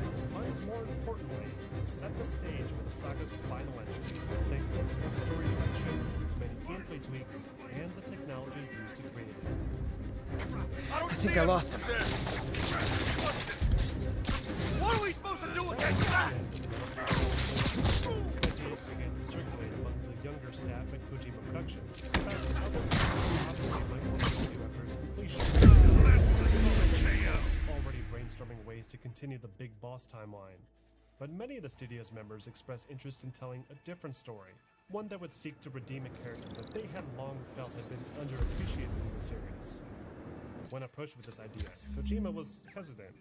He recognized the fanbase's dislike of Raiden and suggested that they tell a story about Metal Gear's Gray Fox instead. But many at the studio disagreed, feeling that Raiden's story between MGS2 and 4 would be more interesting to expand on. Kojima, seeing the passion that he had for the direction for the series, agreed to serve as the producer and delegated directorial duties to Mineshi Kimura. Kimura has had a long track record in the Metal Gear Solid series. He originally signed on to work as a texture artist and a model designer for the original 98 game, and he worked his way up through the years to become one of the lead artists of Kojima Productions. This would be his most difficult task yet, taking the whole level of the Solid property and directing a new entry specifically around one of the game's most delightful heroes. Kimura decided to focus more on the later version of Raiden, that fans seemed to appreciate it, and look for ways to replicate the smooth acrobatics and swordplay from Metal Gear Solid cutscenes, so that users could perform the same feats themselves. To pull this off, the animators 10:30, robbery in progress, suspect armed. Location is Hudson Town. And put together a sophisticated Guys! Guns to the face is not proper consumer etiquette!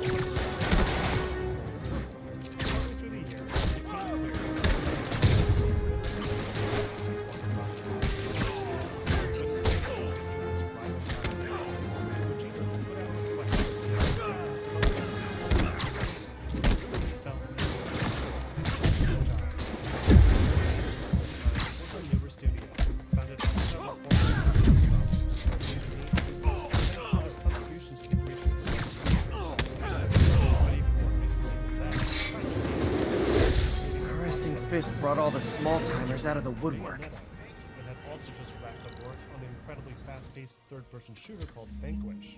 Kojima was impressed with these titles, and felt the studio's strong Japanese style and understanding of fast-paced hack-and-slash action would be the perfect fit for a game built around Raiden. So he pitched the idea to Platinum Games, who agreed and were excited to work with such a legendary property. But when they received the code for the project in late 2010, they were treated with a complete mess. The game engine Kojima Productions A text to Yuri, and the cops are on their way. It would take far too long to get the game into a playable state, so they decided to start from scratch. I thought it was use all their over. own game engine instead, and even introduced the cutting effect, which they felt it was a key part of the game's signature style. From here, they began to rapidly develop the rest of the game, using lessons learned from their past projects, building close to the game's but still insanity each and every development encounter. Throughout development, Kojima Productions maintained complete control over the game's story and general aesthetic. feeling it was important to the fans that they continued to have a hand in the Metal Gear universe. Finally, after a lengthy, troubled development cycle, Platinum Games were able to finish the project, and in early 2013, they released Metal Gear Rising: Revengeance for Xbox 360 and PlayStation 3, with a PC port following a year later. Metal Gear Rising takes place in the even more futuristic year of 2018, several years after the destruction of the Patriot AI system and the war economy it produced. The PMCs that Liquid had tried to use to control the world have all fallen apart, forming their own small renegade groups instead. And the soldiers within these groups have undergone operations to enhance their bodies, turning them into more machine than man. The player assumes the role of Raiden, a cybernetic ninja himself, who has since signed on to work for a private security firm called Maverick Security Consulting. But after a job in Africa goes wrong, Raiden finds himself critically injured and vows to track down those responsible. With the help of a support team at Maverick, Raiden is equipped with a much more powerful cybernetic suit, and is then deployed to the Middle East to begin his path towards vengeance. This game's story is much more simple and straightforward than the plots you'd expect with the Metal Gear property. There's no real hidden subtext or political commentary or anything like that. It's instead designed to deliver the coolest action set pieces possible, coupled with lots of hard rock music composed in-house at Kojima Productions and sung by several different vocal artists. As far as its place within the series' continuity, Metal Gear Rising is technically compatible with the past stories, and is considered canon, though it's not considered to be part of the main Metal Gear saga, which is understandable considering the gameplay feels nothing like your traditional Metal Gear experience. Rather than centering around stealth action, Revengeance is a very straightforward hack-and-slash action-adventure game. The levels are all linear and split up by chapters, and instead of remaining undetected for as long as possible, the core gameplay loop involves performing the smoothest, most impressive combos, blending all aspects of Raiden's arsenal to obliterate the opposition.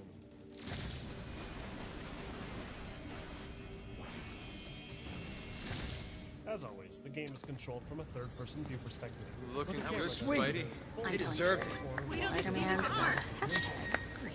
You're a mensch, Spider-Man. I'm gonna tell everybody you're short to you, Spidey. Jameson was a liar. You're the best. Jump straight into some fast-paced melee combat without hesitation. Thank you. Thank you. The player's primary weapon is Raiden's high-frequency blade. That's powerful. All units be advised, break-in reported in progress.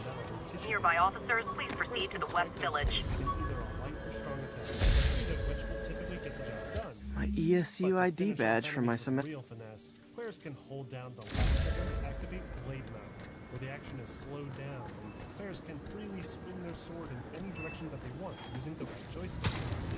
This allows players to target specific body parts along enemy cyborgs and robots, useful for weakening their offensive capabilities. But it could also be used to completely overpower anyone that the player wants, chopping them into tiny pieces from top to bottom. If an enemy is weak enough, the player can split into those pieces, and a red icon will appear, indicating that weak points can be exploited. When performed properly, players can then execute a special finisher called Revengeance, where Raiden will reach in and tear out the enemy's cybernetic spinal cord, crush it in his hands, absorbing the fuel cells within. As players progress through the game, they'll also Aunt May's unlock new recipe for weapons wheat provided to play cakes. around with, including a long I could double-sided never make it work spear, on my own. twin sides, and a pair of large, powerful pincer blades, each adding to Raiden's repertoire of fast-paced melee combat. To help bring the game in line a little bit more with classic Metal Gear games, Raiden can also make use of more familiar equipment like grenades, rocket launchers, and even a cardboard box, though its use is fairly limited considering the very few instances of stealth action throughout the campaign.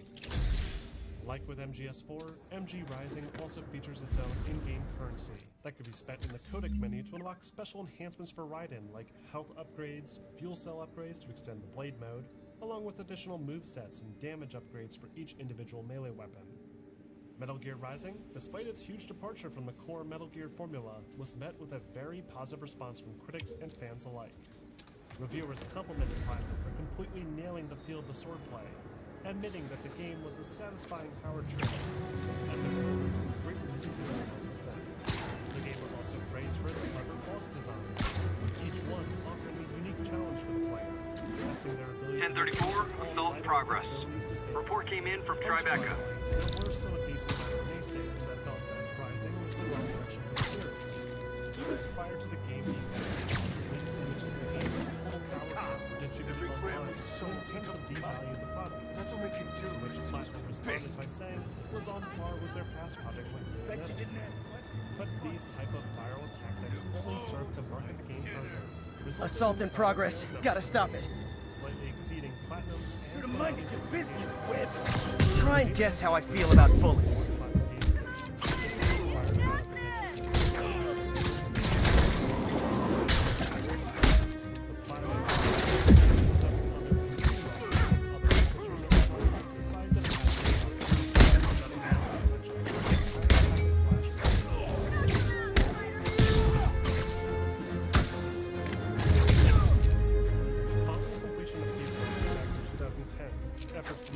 I realize the irony in me saying this, but I hope you've learned not to hit people. We spent over a year testing its capabilities with Metal Gear Rising, but all the while, they were intending to create a universal platform that would be used by all of Konami's game development studios. This engine, referred to as the Fox engine, was first shown to the public in June 2011, with a brief demonstration by Kojima of a complex jungle scene complete with real-time shadowing, dense vegetation, and long-drawn distances. It was far and beyond the technical level of their past work, and fans began to theorize that the jungle environment shown may suggest a new Big Boss-based adventure was in the works. Later that same year, Kojima teased an upcoming cloud on his public Twitter account, showing off screenshots of what appeared to be Big Boss in his reveal of the tweet said shockingly, as many people have given up hope that we never see 1080, chase in progress. Available officers, move on the financial district. Arguing that the image may be teasing a brand new game property altogether. Then, a week later, Kojima spoke with CNN's Mark Milligan regarding his recent tweets, and clarified that their project, given the codename Project Ogre, was going to be entirely different from the studio's past work, with an emphasis on large, open-ended environments and player choice. But he also warned that the project would be hugely ambitious and wouldn't be ready to play for a long time. What fans didn't know is that Kojima Productions were indeed working on the next Metal Gear. Its massive scope was part of Kojima's original plan way back in 2006. Peace Walker was a great success, both from a technical level and in how it was received after release. But even so, numerous corners had to be cut in order for the game to work on the handheld, and its narrative was only a minute fraction of what Kojima had written for it. The full Peace Walker experience was initially conceived as the 5th entry to the Metal Gear Solid saga that would have told the story of the boss and her Cobra unit during their time in World War II. But this later evolved into a direct follow-up to Snake Eater, with Big Boss traveling the world to build his army, ultimately branching into the events of the original MSX games. But the PSP's limited hardware, the untested Fox engine, and the desire to create a self-contained narrative limited the scope of the game to only a tiny portion of what Kojima had planned. So, immediately after Peace Walker went gold, work began on a sequel that Kojima planned to be his magnum opus. The infamous dumpling recipe. Should have come with step 10. Try not to burn everything in MJ's apartment. And do things differently than they had in the past. The game industry had changed a great deal after all, with open-world experiences dominating the AAA market. And to stay relevant, the Revengeance series was going to need to adapt as well. So it was not just to recruit to outside the Japanese game industry and hire talented developers across the world to help contribute to a premium open-world action experience. As the new collaborative team took shape, all units 1010 narcotic sale reported in progress. Need officers on scene in the financial district. Superheroing doesn't leave much time for good hygiene. As a way of letting players create their own stories through their actions instead. Kojima even sought out a new lead voice actor to take on the role of Big Boss, replacing longtime series veteran David Hayter with new actor Kiefer Sutherland instead, claiming that the new voice would better suit the improved facial capture technology being utilized. Finally, during an event celebrating the Metal Gear franchise's 25th anniversary, Drug trade's gotten more aggressive post-Fisk. Gotta stomp that out. Hey, guys! You got prescriptions for this stuff?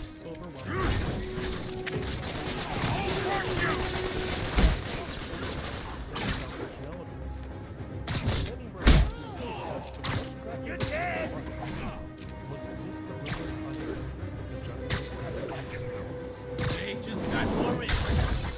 Open fire! For something much bigger. Adding to confusion was another game announced by a Swedish developer called No whining when I break your bones! Hospital intercedes with lots of things. The project, titled Friends in Pain, looked eerily like the visual design of Zero. Before long, fans were put together and used to confirm their suspicions. As it turns out, Kojima had planned the whole thing. There was no such thing as a marketing success, and the Friends in Pain was in fact the subtitle for the next major entry in Metal Gear Solid 5. Drugs are maybe my most disliked criminal activity. Definitely top 5. Or bottom 5. However, that works. Ground Zeroes takes place in A text to Yuri, and the cops are on their way. Peace Walker incident in Costa Rica. By this point, Big Boss and his allies have amassed a formidable military force stationed on board their floating fortress out of Riven. And as a result, they've attracted the attention of their international neighbors. Then, ahead of an inspection of their facilities by the IAEA, Big Boss orders his forces to hide any evidence of their nuclear capabilities, including the salvaged Metal Gear suit from last year. Meanwhile, Kaz Miller receives word that the traitorous Kaz has been located and is being held prisoner at an old CIA black site in Cuba called Camp Reagan. Eager to learn more from her, the boss and Miller formulate a plan to extract Kaz from the strangers once the nuclear inspection is completed. But after Chico is captured trying to save Kaz himself, Big Boss is left with no choice but to infiltrate the island alone on the eve before the nuclear inspection. This is what Ground Zero is. With Big Boss infiltrating Camp Reagan to cover darkness, still mysterious monsters believed to be part of Zero's cipher unit approached by helicopter to I bought this used graphing calculator at a pawn shop. Stopped working in the middle of a trig exam. You get what you pay for. Who seems to have undergone significant trauma at the hands of the formidable Skullface. He extracts the young boy, and then follows a string of clues deeper into the base, where he finds Paz and exfiltrates from the area. But during their journey back home, it becomes clear that the rescue op was a setup. Cypher had used Chico and Paz to lure Big Boss away, and then launched a massive attack on the MSX base of operations, safely into the scene. Sorry, I'm usually web swinging. To make better choice, Paz was also great with multiple opportunities, and in the last-ditch effort to save Big Boss's life, she leaps from the helicopter and is killed.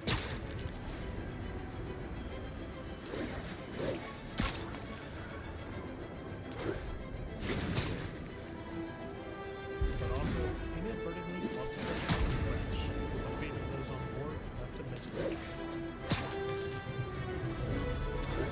It's an incredibly powerful prologue sequence, quite possibly one of the most auspicious setups in the franchise's history. But what's most interesting about Ground Zero's story direction is its much darker, mature tone. Metal Gear games have covered dark themes in the past, most notably the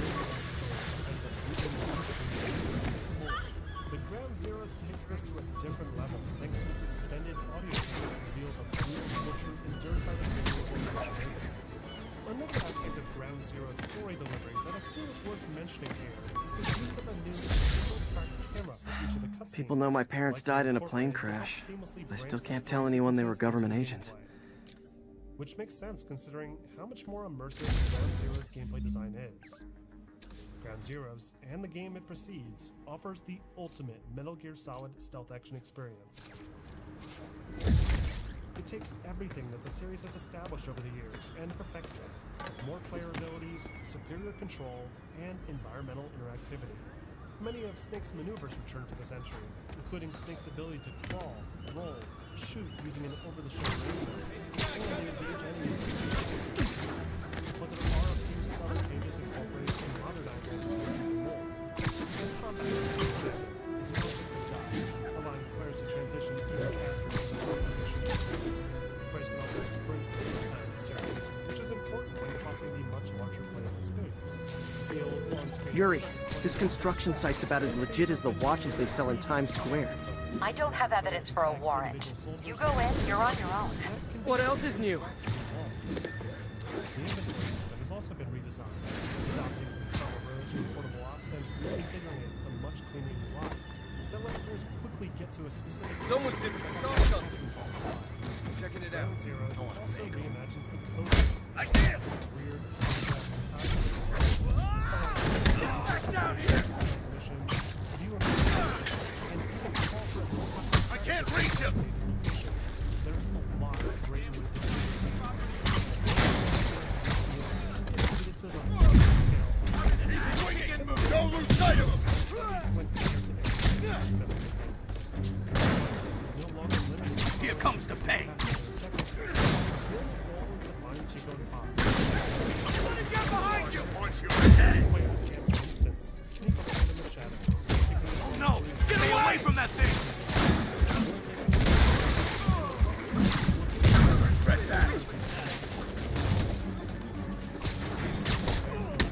I'll enjoy this! And when things inevitably get messy, players are free to go in guns blazing, blasting soldiers with whatever weapons they can find, including emplaced anti-aircraft guns and heavy armor vehicles. It's easily one of the most impressive opening sequences in the series to date, as it encourages players to experiment to find the best possible method to and from the target objectives, while simultaneously paying homage to some of the series' greatest infiltration missions. Though by itself, it's one of the shorter prologues in the series, and so the developers also included a number of alternate missions to play through, with new objectives and different lighting conditions to take full advantage of the Camp Omega level environment. Missions include extracting different targets, eliminating HVTs, and even rescuing Hideo Kojima himself, all of which adds several more hours of gameplay to what's easily the shortest standalone experience in the entire series. But even so, Ground Zeroes was welcomed with a warm response from game journalists and fans alike. It was praised for its modernized approach to the classic stealth action formula, providing players with seemingly infinite options to tackle their objectives, while also delivering a gorgeous next-gen presentation. But some were disappointed with the toned-down narrative aspects, feeling the experience was watered down and catered too strongly to Western audiences. Others criticized the depiction of sexual violence concerning the character Paz, feeling that its inclusion to the game was solely for shock value. But the vast majority of complaints concerned the game's short length and pricing structure, with some questioning Konami for charging for what was essentially the same as the old Pizza Hut demo from '98. Regardless, the stage was now set. Kojima Productions would spend the remainder of the next year working on easily the most aggressively ambitious Metal Gear Solid title ever made. Over the course of the next year, the team at Kojima Productions went into overdrive. The task of converting Kojima's passion project into a fully playable experience was backbreaking, as it was estimated to be hundreds of times larger than even the biggest Metal Gear titles before. This was due largely in part to the game's new open-world gameplay design, vast environments directed with an unprecedented amount of detail. Once the environments were established, the designers then began to incorporate tons of interactive gameplay elements, in an effort to emphasize the game's fun and creative nature. Kojima reveled in this playful direction, and over the course of development, hosted several light-hearted demonstrations via their vlog series, Kojima Station. But behind closed doors, the production process had devolved into a nightmare scenario. The scope of the project quickly grew to be way too big for the team of 250 developers, even with the assistance of a newer Los Angeles-based branch that had joined up with them in 2013. As a result, several hours worth of content planned early on was set aside. Better see what that was. Focused solely on polishing up the gameplay to meet the series' established pedigree. But by early 2015, it became clear that the game was unable to meet its initial February deadline. The release was delayed by upwards of 6 months. It was a costly decision, and as a result, Konami decided that following the release of Metal Gear Solid 5, they would undergo a massive reorganization of their structure. AAA game development just didn't make sense anymore for them, especially with the significantly cheaper cost and higher profit margins. Get him! The boss wants Spider-Man's head! Konami, come on, hit it! Don't even think about doing that to me!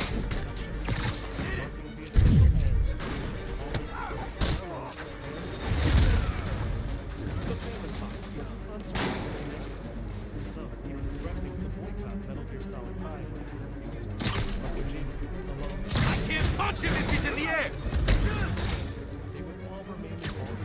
What are we supposed to do against that? In September of 2015, Kojima Productions released a trailer entry to the saga. Metal Gear Solid 5 PS3, Xbox 360, Xbox One, and the PC. The fancy and Big Boss left in a comatose state. Back is gone! Heads up! He's airborne! Have some of this! Oh crap! Look out! Whoever shut the hell up! You guys are late! Don't worry, I got plenty of face kicks left! And several lodged into their skull. Their names are actively being from the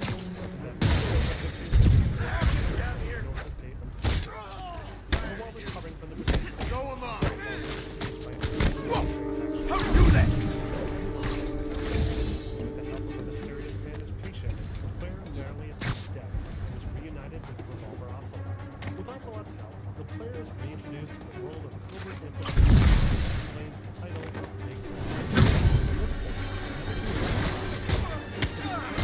him down!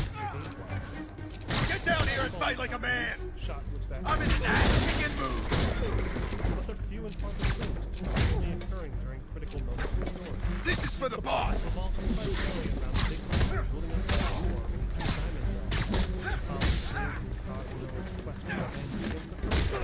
You don't mess with the king and live!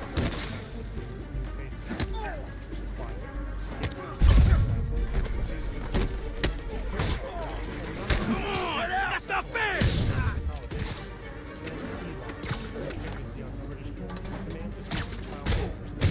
Shot. Back him down! Friggin' ballerina! Get down here! I'll teach you some respect! Really? More guys? I don't have this many friends! Boss wants your head!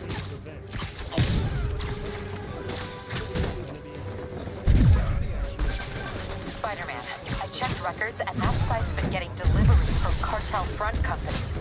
They're moving drugs, huh? Not for long. Gonna teach you respect!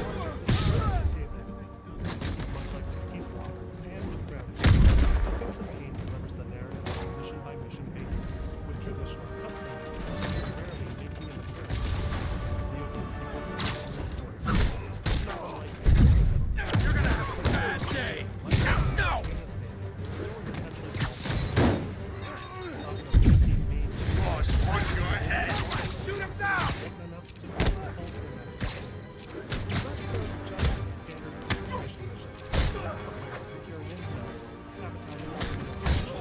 He got him! What's even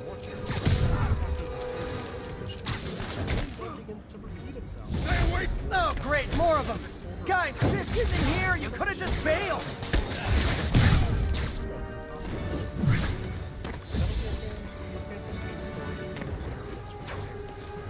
Hold still! Friggin' ballerina! Get down here!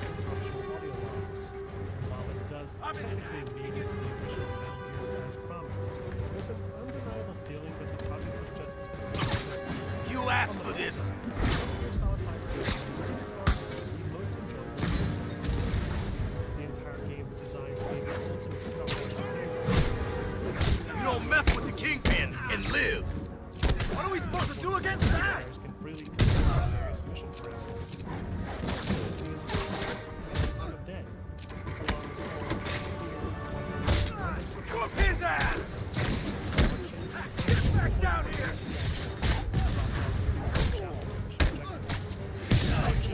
I'm gonna blow your brains out!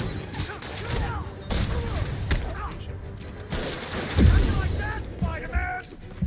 Reinforcements again? This is only acceptable if you're all showing up in clown cars!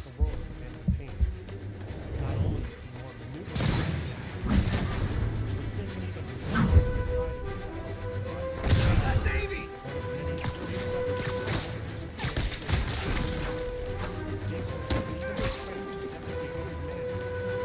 Shut your mouth permanent! Friggin' coward, get back here! Players looking for even more mental. Rack it! There's the D1. Get back down here!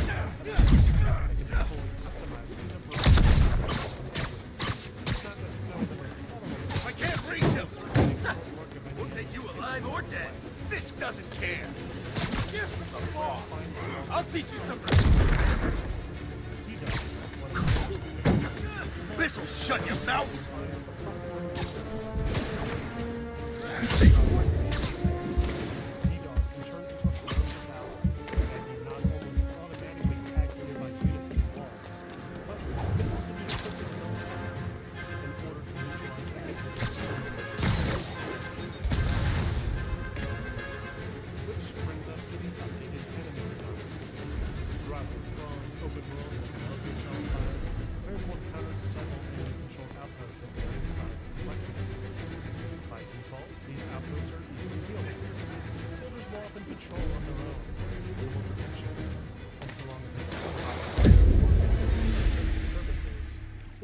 Easily dispatched one by one. But as the player progresses through the game and begins to establish a reputation for themselves, these soldiers will begin to adapt and will don heavy body armor, bulletproof helmets, and even inflatable decoys to try and fool the player. Additionally, the enemies now operate on a new rotational schedule. This means individual guards will actually take scheduled breaks and will even participate in shift changes, where a relief unit will drive up and take over after a long day's work. It's an incredibly dynamic system, though if a player is observant enough, they can exploit these troop rotations and slip through the enemy's defenses unseen. Players can similarly take advantage of the environment to outsmart their opponents, and can wait for things like sandstorms to move without being spotted, or rainstorms to limit what the enemy can hear. By using Snake's Phantom Cigar tool, players can even fast forward to the late evening hours, where some sentries have gone to sleep in their tents, reducing the chance of being spotted. Players not quite as patient, they may need to contend with Metal Gear Solid 5's new and improved alert system. Just like back in Metal Gear Solid 2, the enemy's alert status is contingent on how much information the enemy soldier is able to transmit back to HQ. If the player stops an enemy from firing their weapon or shouting out, then they can avoid causing a scene. The soldier does happen to squeeze the player down and use the call to background, then things can start to get messy. Get back! Stay away from that thing! But enemy reinforcements may be called. You're gonna down here and fight like a man! Boss, I'm tired of you. So am I. Smoke him!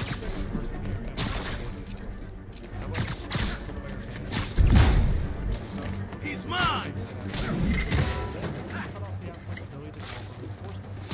Kick his ass! The entire system is remarkably robust and well realized, offering tons of replayability and experiment to control pace. And the fact that the enemy is also seemingly learning and evolving, it makes the action all the more satisfying. At its hostile forces, players once again are tasked with building and maintaining their own personal space. This boss wants your head! is hugely expanded upon, making it even more well integrated into the gameplay than it was before. I'm gonna teach you respect! Sit down! Meanwhile, the Intel team has also been updated to show the player the approximate locations of enemies on the iDroid, along with information regarding upcoming weather events and other helpful tidbits. No disrespect. But one of the most unique new features to the base management system is the inclusion of a new online invasion mode.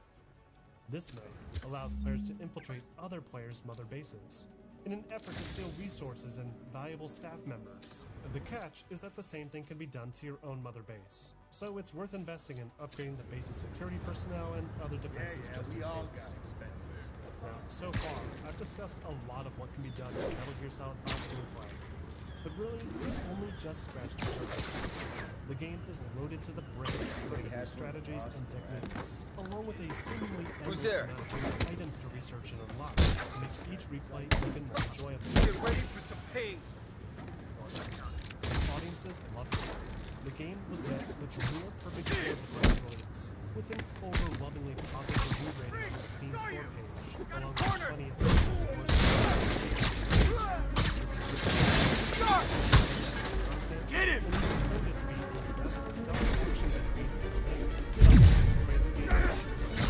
Oh, you finally decided to pack up his run? This will shut you up. Get down here and fight like a man! That's not fair! Others pointed out that the main missions were just needlessly stretching out the length of the game without offering anything worthwhile. Having toxic growing negative backlash was the discovery of the character additions secret mission one that had an unfinished game where Snake would face off against evil and Sahel Empress in the final epic battle on a tropical island. Because this unreleased episode took place in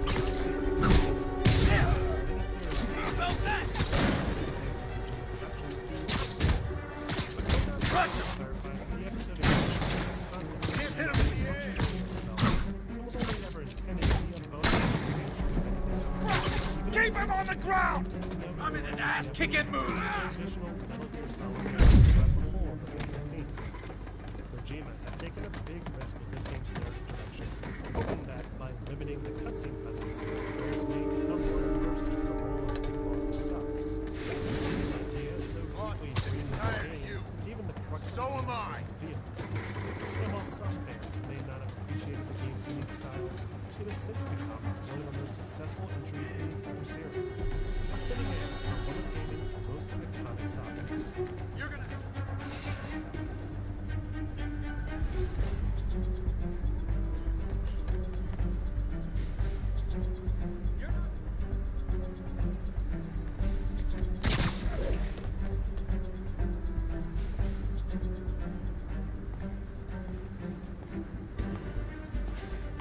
Boss wants your head. I can't reach him. Knock him out. Don't let him get you airborne. Joined by nearly half the development staff that had worked on Phantom Pain, leaving Konami's own development team vastly understaffed, and they soon began to work on a serene new property that Kojima had been planning to make for years. Meanwhile, Konami underwent some major internal restructuring to account for the new business direction. The old Kojima production studio was Boss wants your head. And job listings for unannounced stealth action experience began to crop up as early as 2015. This project was put together primarily by those who had worked heavily on the development of the Phantom Pain. Many of the Phantom Pain's assets and mechanics were repurposed, only they were reconfigured to fit a brand new open-world survival experience. The idea was inspired mainly by the use of zombie-like enemies throughout the Phantom Pain. It was a concept that Hideo Kojima himself had toyed around with in the past, feeling that it would make for an interesting challenge. But this would be an entire game based around the concept. Over the course of the next several years, the development team worked quietly on the game, with only a few appearances at game shows and interviews to help explain where they planned to take the series. Then, in February of 2018, Konami Digital Entertainment released Metal Gear Survive, the final entry up to this point in the Metal Gear franchise.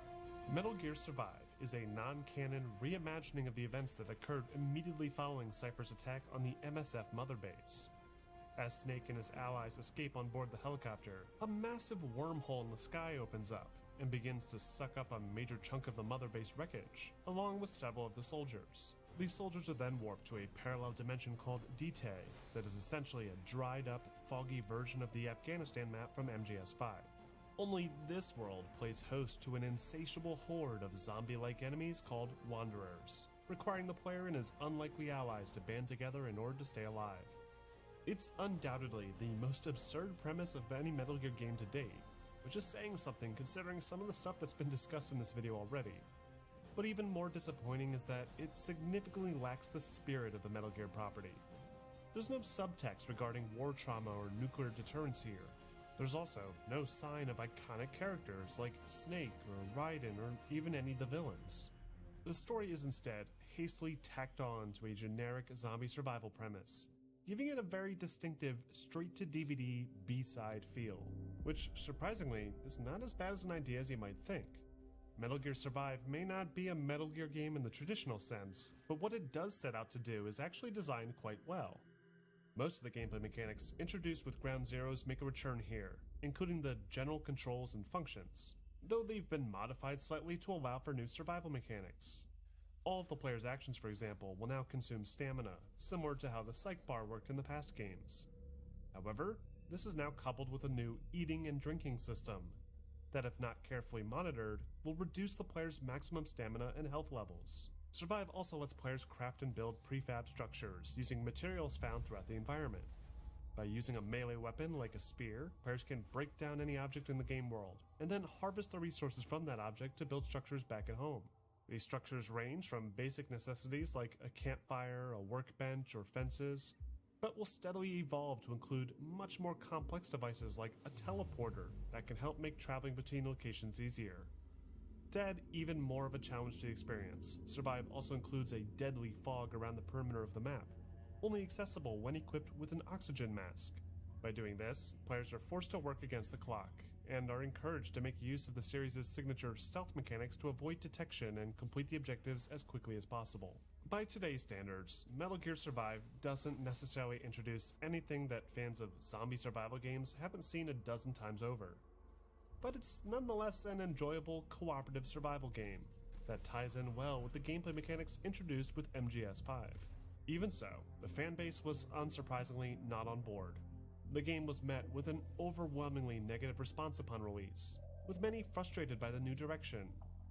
Others faulted the game for its use of microtransactions, claiming that the game's only reason for existence was from a business standpoint, with none of the passion that had gone into each entry prior.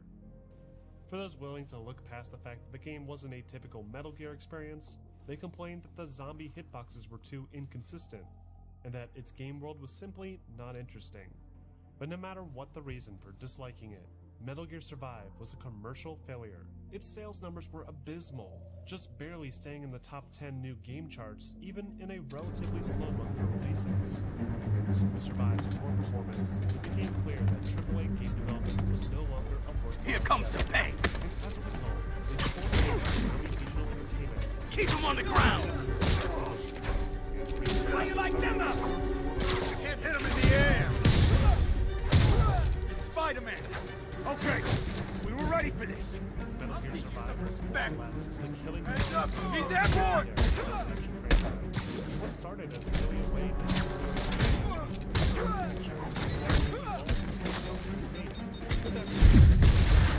gamers alike, having at least heard of Snake and his cardboard box stealth action escapades. This series helped to usher in the age of AAA games with the introduction of Metal Gear Solid and continued to push the envelope by consistently challenging its fans. Quit swinging it, stand still already!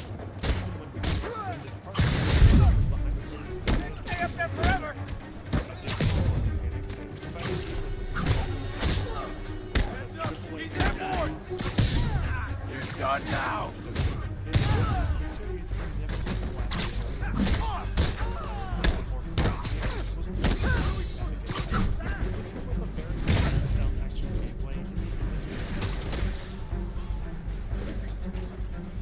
Which brings us to today. You want some?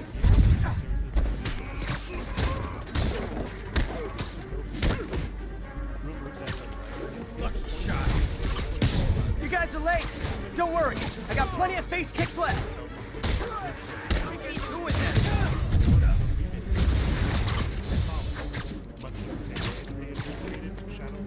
Get us down here! Spread out! That Davey! You! So am I! Back here! I'm not done with you! Got a drone?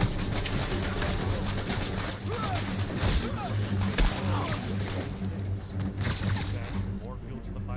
Hit him! Solid Snake himself, Mr. David Hayter, has recently hinted at a possible remake of the old Metal Gear I'll teach Solid you some games, respect! though he himself is not going to do That's the most blue box studios conspiracy. Can't hit him in the air! Who has seemingly ceased working on a remake of the Silent Hill series. Really? More guys? I don't have this many friends. Kick his ass!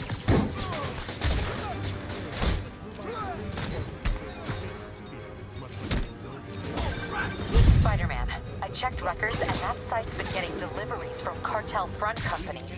They're moving drugs, huh? Not for long. I'm into that! Anything in the ground!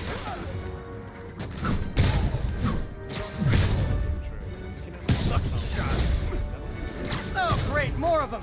Guys, Fisk isn't here. You could have just bailed.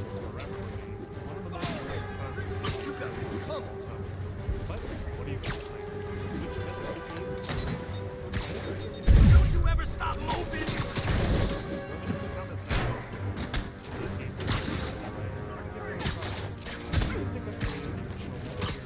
Using the link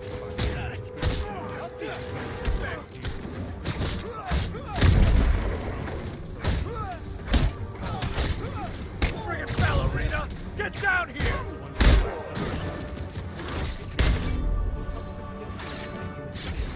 Thank you all so much for your continued support. Made a big mistake. Want to see more stories like this? Get back! Heads up! Go!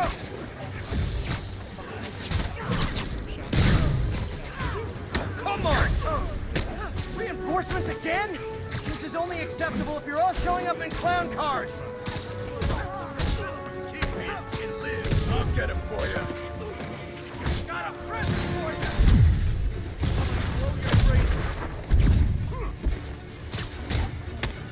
Flank him!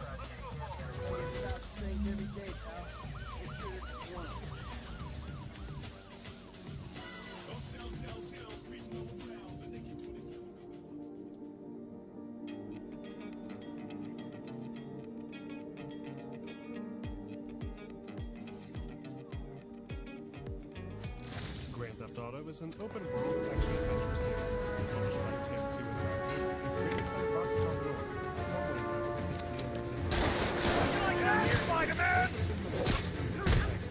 Find themselves in the I'll crush you! Quit swinging around and fight!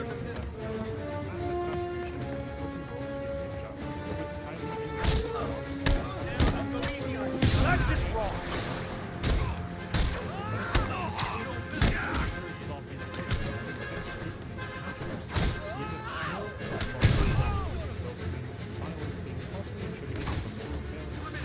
Kick-in mood! But this false equivalent doesn't consumers in the slightest, as instead only fueled interest in the series further, making Grand Theft Auto not just an enjoyable open-world experience, but a worldwide cultural phenomenon and one of the most successful video game franchises of all time. So how exactly did this landmark action-adventure series get its start? And what about it has kept it relevant nearly 25 years later? Well, On the ground, or we don't stand a chance. Quit swinging around and fight.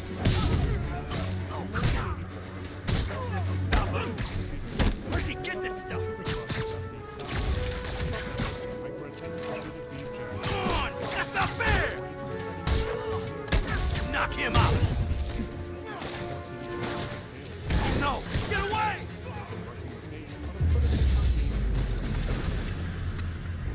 Known as the Kingsway Amateur Computer Club, expressed a deep interest in computer game development, and regularly Yuri, paired off on projects I got a bunch of incapacitated criminals and designer narcotics all wrapped up and waiting for you. Great, I'll just consider this an anonymous tip. That things really started to take a turn. Tired of building games for Spectrum computers like his colleagues, Dave, along with another of his classmates, Tony Smith, tinkered with a game for the Amiga instead, which allowed for more detailed spaceship designs and more complex parallax backgrounds. The game was heavily influenced by the likes of Konami's Salamander, that at the time was only available to play at the arcade. So, providing that type of experience to a home computer was a big deal, and caught the attention of the Liverpool-based game studio Psygnosis, who agreed to publish Dave's game under their banner. With a publisher now lined up, Dave founded his new studio, DMA Design, which he named after a line in a programming manual for his Amiga 1000. And after several years of development, he released his first successful game, Menace. Menace was a turning point for young programmers, as they realized that there was some serious money to be made in the emerging game development space. At the time, game development was not considered a real profession. Computer gaming was already so niche that developing games for it was seen as more of a hobby than an actual career option. But as the first check started to trickle in, Dave saw potential and set up shop in a tiny upstairs office space in downtown Remake. It was around the same time that Mike, Russell, Steve, Tony, Nuclear Security, and Scott Johnston were brought on as full-time developers for DNA, and some even leaving behind their own jobs and academic plans. Before long, the studios worked on several more games for Psygnosis, most of which were some form of sci-fi shooter. As Scott began to animate little human enemies for one of his projects, he unknowingly set off a chain of events that would change the game forever. These guys are the Hunters, the short sticks and pixels that players would spend years navigating through treasure. Need a minute! And sorting through curated tools. The Lemmings started off as a sort of running gag, with Mike Daly and Gary Timmons sharing a couple silly animations of the creatures getting into trouble one day. But after Psygnosis got a glimpse of the characters in action, they were sold on the idea, and the studio entered into full development on a dedicated game starring the suicidal rodents. Look, I know Lemmings you've been became hacking one of into the our crime studio's system first towers. collaborative efforts. Wasn't me. Mike, I mean, Dave, what's Russell, ours? Scott, and Gary I don't all designing mind. as many In levels fact, as they I need could, your help. and even I challenged think each someone's other to see jamming who the could make system, most difficult and they must be level. using multiple It got jammers to to the cover the point full where frequency they were all range. masters at the game, Could you and were take a solving look? some of the most difficult If chambers you in help, record I times. promise I won't To tell only push anyone you're them to hacking create us. more ingenious I puzzles prefer to and call it puzzles. sharing, but Finally, sure. in 1991, DNA Jammers emit a released signal I can Revengeance, detect. and were Just immediately need to swing through the recognized financial as district and stars. hunt for a signal. Within only the first day, Lemmings had sold well over Found a signal. 55,000 copies. Just need to follow a it. figure that Mike Daly claims would equate to about 15 million units sold back in 2006, and exponentially more when adjusted for today's metrics. Lemmings overnight became I'll check the taller rooftops in the district. and skyrocketed DNA's even drawing the attention. We saw major potential in these small Scott development team. Following this, The closer I am to the jammer, the stronger the signal gets. Recently moved out of their tiny upstairs office to a much larger space in an office park near the old university, and had brought on several new employees to handle their many ongoing projects. But now that they were raking in some real money, they decided to expand the operation and occupy 2 new rooms in the same office complex, including one that they would use for sophisticated motion and audio capture technology. They then spent the better part of the next 3 years building follow-up titles to the beloved Lemmings, with sequel after sequel being churned out, each with a familiar positive response from audiences. But then, in 1993, Sony made a surprise acquisition of Psygnosis to bulk up their upcoming console division, and along with it, the entire Lemmings intellectual property. Fisk's men. This is my shock face. This turned out to be more of a blessing in disguise. The folks at DNA Want a bagel?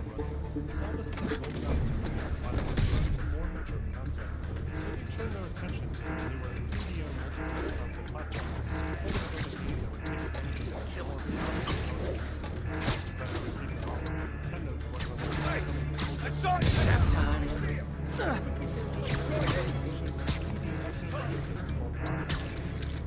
Somebody shoot him down!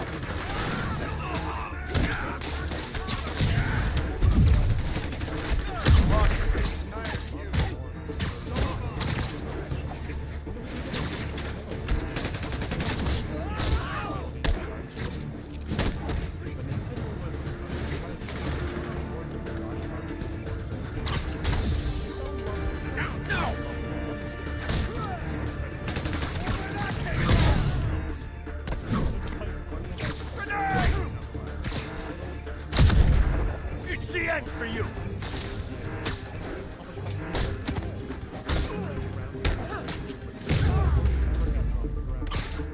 Gotta take out the jamming device. That jammer's still messing up police communications.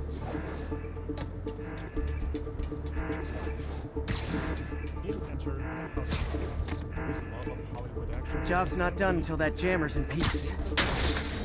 Shoddy workmanship. BMG Entertainment in London, with an emphasis on the emerging video game space. At first, the two brothers didn't really see much potential in this area. They didn't consider video games to be all that cool or exciting. As the biggest I just took out a jamming device. That do anything? No, but like I said, there's probably a bunch of them. Makes sense. I'll track him down.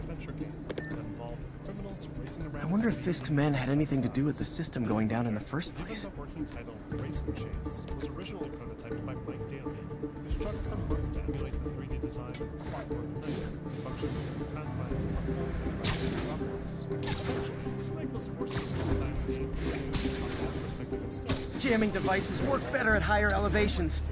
I bet the strongest signals would be on rooftops. Used to simulate buildings. With the camera perspective now locked in, Mike and Dave worked together to incorporate some rough drafting mechanics, along with camera scrolling routines and traffic scripts to help better visualize what the game would play like. But after weeks of playtesting around the office, we realized that the game just wasn't any fun. Aw, he had a jamming party and didn't invite me. Teams, cops or the robbers, and engage in high-speed pursuits around the city. But this concept was quickly abandoned after they realized how Someone's been a bad day. having to obey traffic laws. Sauce, there he is! Open fire!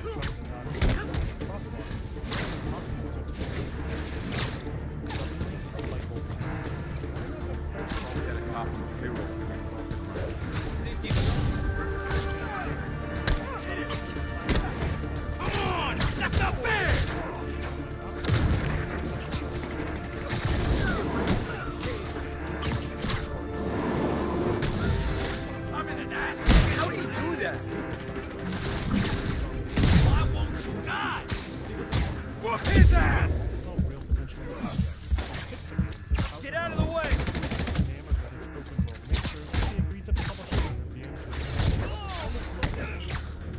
How was that? He's beating us!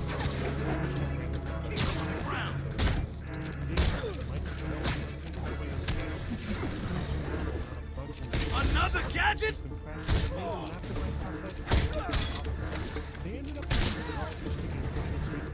I'm in an ass-kicking mood! Just need to get... Sometimes breaking stuff is the answer. It's fun, too. Spider-Man, it's working. I'm starting to get a weak signal. It's garbled, but I picked up something about Fisk and outfit. Fisk was the kingpin of crime, but he didn't deal in knockoff fashion. The sooner the system is fixed, the sooner we know what they're planning. Only one jammer left.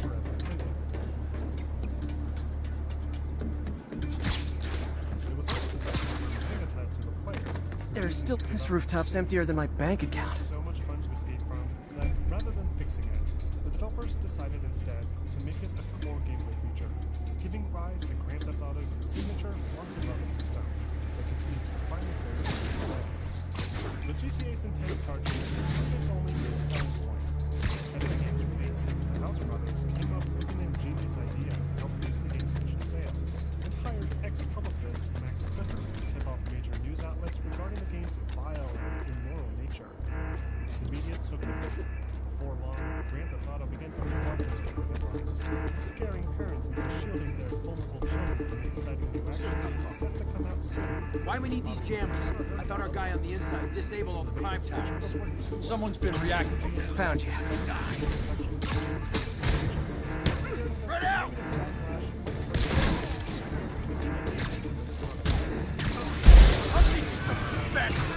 How was he beating us? I'll blow your head off! Here comes the pain!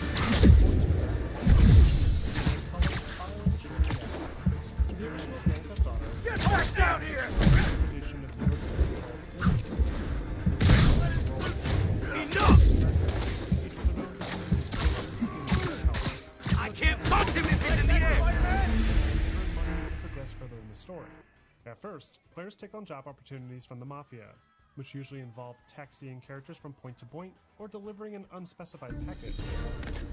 Jammers emit a signal I can detect. Just need to swing through the financial district and hunt for a signal. For a major bank job. But when things get too hot, the player is sent across the country to a fictionalized interpretation of San Francisco called San Andreas, and later reimagined Miami called Vice City, where they proceed to meet new criminal organizations and perform a series of increasingly more deadly jobs for them, in exchange for money to progress further.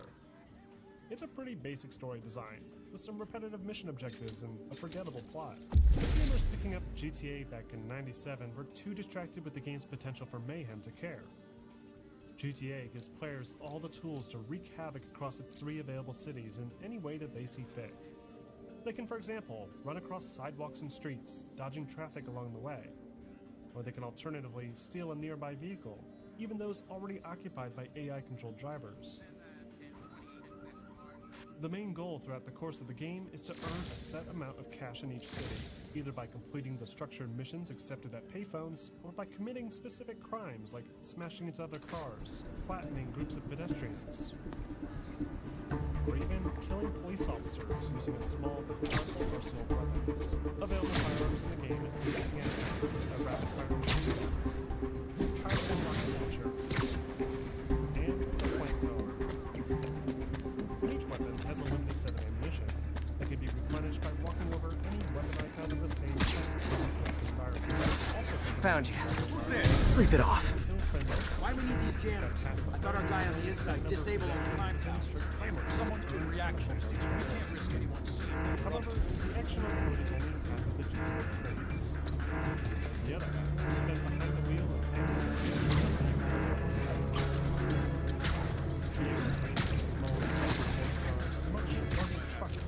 I literally didn't see that coming.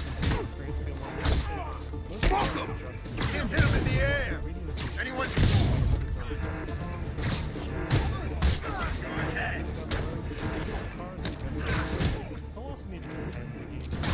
Spread out! It's a trap!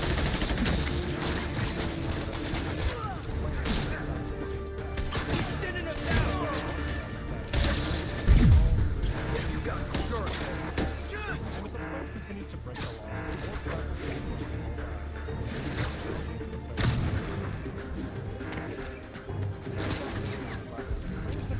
Keep him on the ground or we don't stand a chance!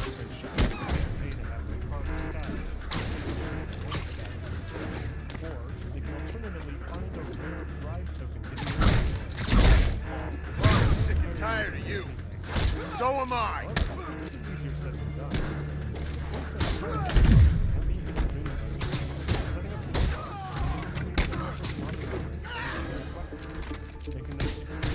Now I just need to wreck the jammer.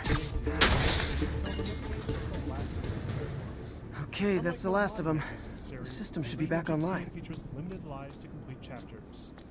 Spider-Man, the crime system's working again. Great. Any more info on Fisk's men or those outfits? No, but the system's reporting unauthorized activity down by the docks. I'm sending coordinates now. I'll check it out. Gotta get to the docks before they escape. Made reaching higher wanted levels even more exciting, as any wrong move could result in an instant death. If that wasn't enough, the original GTA also offered its own form of competitive multiplayer, with players able to play locally using a wide range of connections to either race or battle it out across the city. But despite all its efforts to make the experience as interesting, fun, and enjoyable as possible, the end result still fell short of meeting the expectations of players. Reviewers often complained about the game's awkward camera systems, and found the gameplay to be more frustrating than repetitive. And the most common complaints received concern the game's Welcome to the air show! Still, despite its visual shortcomings and its arguably shoddy gameplay design, GTA has still managed to drum up some impressive sales numbers, with over 1 million copies sold by the year 2000. The Hauser brothers' clever marketing scheme paid off. Guns. Enough firepower for a small army. Whatever they're planning to do with those, it's nothing good. Gotta find out what those guns are for. And its publisher were quick to move on a sequel.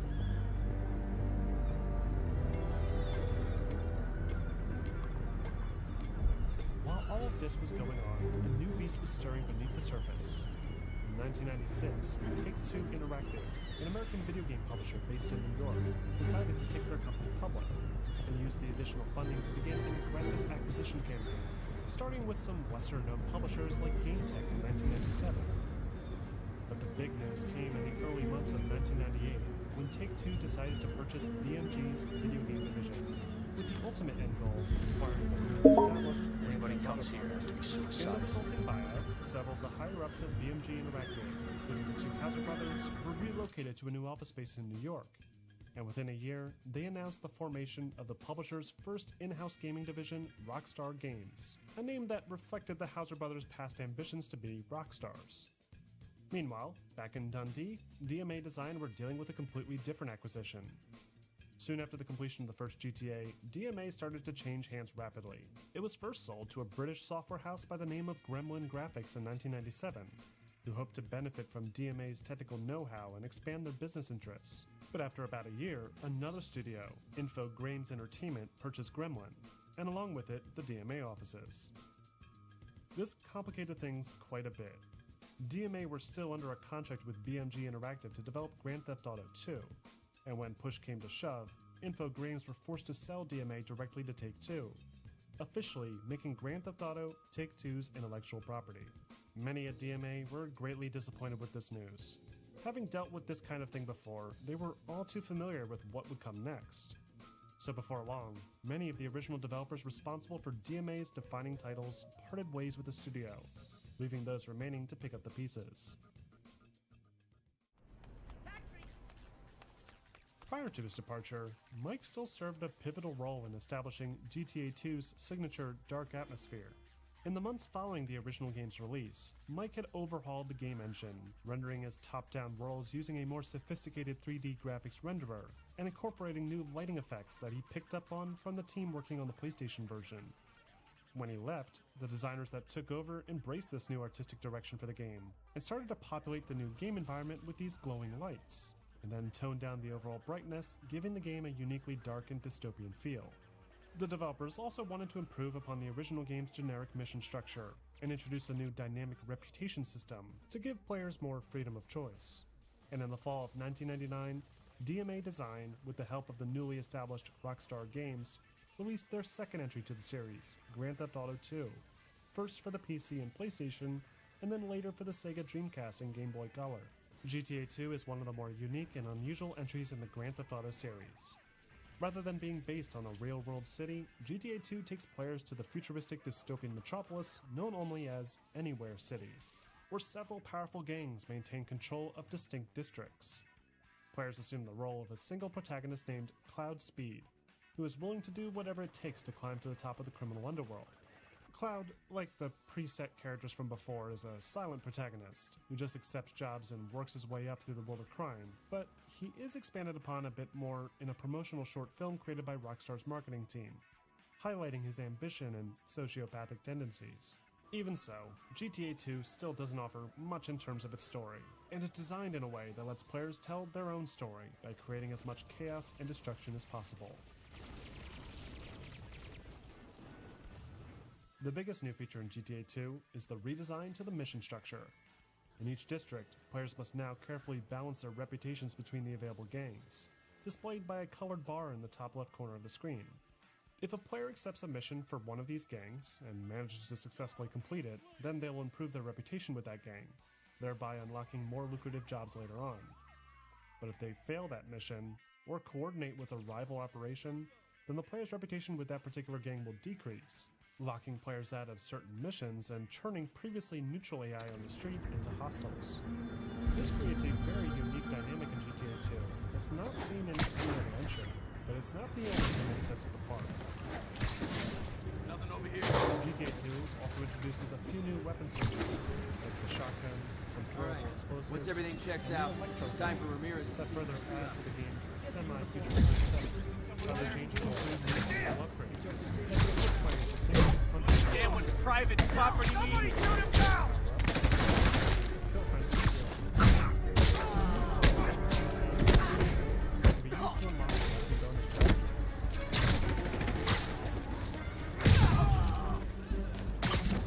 Other than those few changes, the ability to jump over vehicles, GTA 2 doesn't really do much else to differentiate itself from the official classic. This became even more when the reviews for the game started to trickle in. Critics bashed the game for doing little to innovate from a technical level, saying that the game, especially on the PlayStation, was the last one. Others pointed out that the game Can't stay up there forever! features weren't enough to hide the fact that basically sales for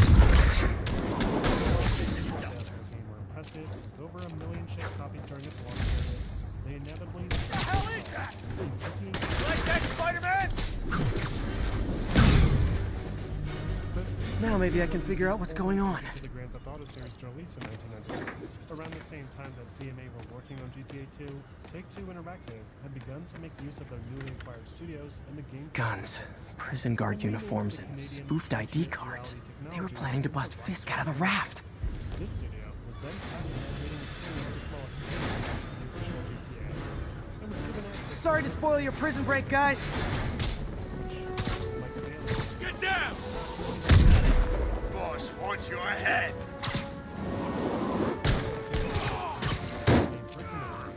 He's mine!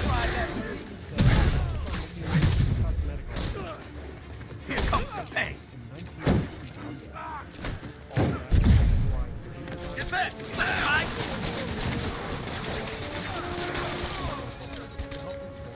Look out! I'll shut your mouth permanently!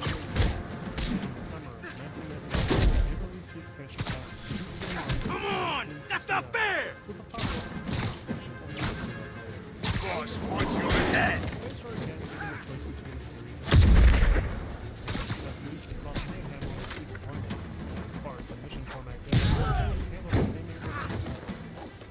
Can't hit him in the air!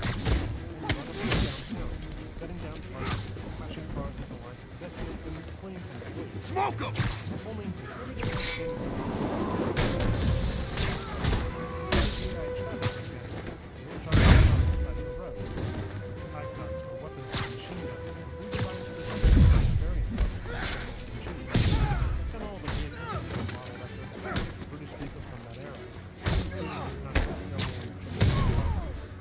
Look out!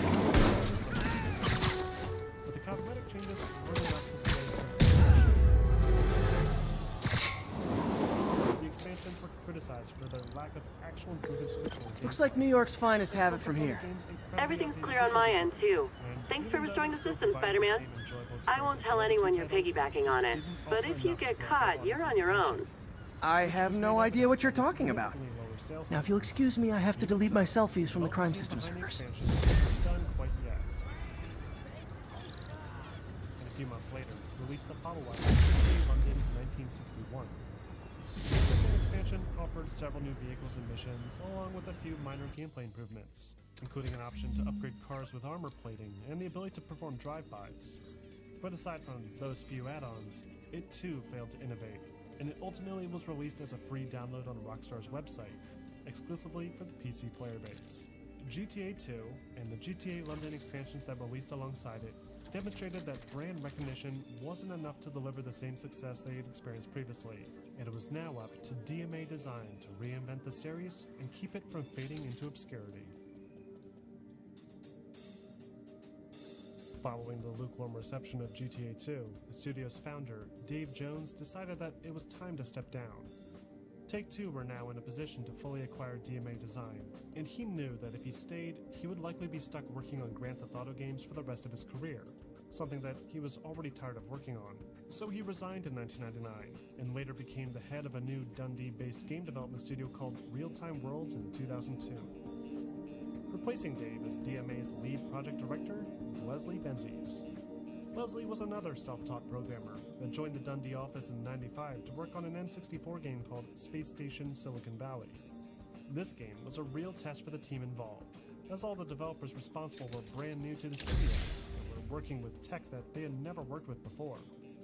But even so, they came together to deliver a unique and charming experience, and the end result was well received by critics. But more importantly, Rockstar were impressed with what Leslie and his team had managed to accomplish, and tasked the group with tackling the next mainline entry to the Grand Theft Auto series, built to take full advantage of the upcoming PlayStation 2. To accomplish this, Rockstar secured an extended license to use Criterion's new game engine, Renderware, that had proven more than capable in the 2000 game Burnout. But unlike Burnout, DMA were faced with the daunting task of cramming all the complex city simulation associated with the top-down GTA series into a fully realized 3D world, without tipping over the memory limitations of their PS2 dev kits. They first started by planning out the general layout of the city, beginning with the basic geometry and roads, and then erected simplistic city structures to try and approximate the level of complexity that they were dealing with. Then, Leslie, together with programmer Adam Fowler and lead artist Aaron Garbutt, came up with an ingenious streaming solution that effectively streamed the environment off the CD around a fully rendered polygonal object, in this case, a car. By doing this, they could circumvent the obvious memory limitations of the console itself to allow players to traverse through a massive open-ended environment almost seamlessly, a discovery that would inevitably influence the design of every GTA game moving forward. Now that they had the streaming method in place, the developers then began to populate the world with even more detail, modeling out tons of cars, designing weapons, and testing out the general player movement and controls. Meanwhile, a team of writers, including Dan Houser himself, handled the script, which would fundamentally transform the identity. Sorry, spider emergency! For the first few games, recognized today as the 2D era, the plot felt disjointed from the gameplay experience, with mundane mission objectives having almost nothing to do with each other. The things that mocap studio DMA had purchased previously, GTA 3 would be the first entry in the series to feature fully voiced and motion captured cutscenes, adding substantially to the game's general tone and feel, to take on some of the game's characters, Osha, Vincent, and even background songwriter Keith Goodwin. In the final years, my bad! Things became even more hyper. The art direction had a number of major changes, with early books having more of a pleasant visual or seamless performance to them. But this was changed reflecting the game's story. And new visual effects like Remake, trailing, introduced the complicated game's unique visual flair. In June of 2009, DMA took an early look at the game to the Electronic Entertainment Expo in Los Angeles, eager to show off the exciting new title that they had been working on. To their dismay, audiences didn't seem all that interested in what they had to offer. It was almost as if people had forgotten about the Grand Theft Auto series entirely, and instead flocked to booths showing off new games like Metal Gear Solid 2 and a completely different game called State of Emergency. Following this disappointing trade show debut, DMA returned home determined, knowing full well that what they had to offer was far more exciting than anything that was shown at E3. Then, just as they were getting ready to ship the game worldwide, tragedy struck, with the September 11th terrorist attacks in the United States. The attacks were not only emotionally devastating for the company, but even directly impacted Rockstar's headquarters in New York, as they were forced to vacate the building for over a month. What's more, investors started to worry that GTA 3's parody of New York would now come Folks, you've heard me express grave concerns about the risk to civil liberties posed by the police department, including remodeling the emergency response vehicles, disabling projectile collision with prop planes at the airport, and even adjusting the city's skyline to avoid any coincidental imagery. They even were forced to submit a new design for the game's cover art, resulting in the iconic comic book collage that the series continues to use to this day.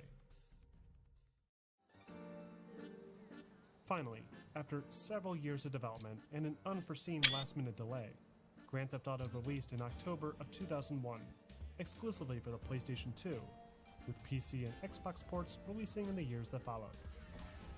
Grand Theft Auto 3 brings players back to Liberty City, with an entirely brand new storyline completely unrelated to the original 2D era games.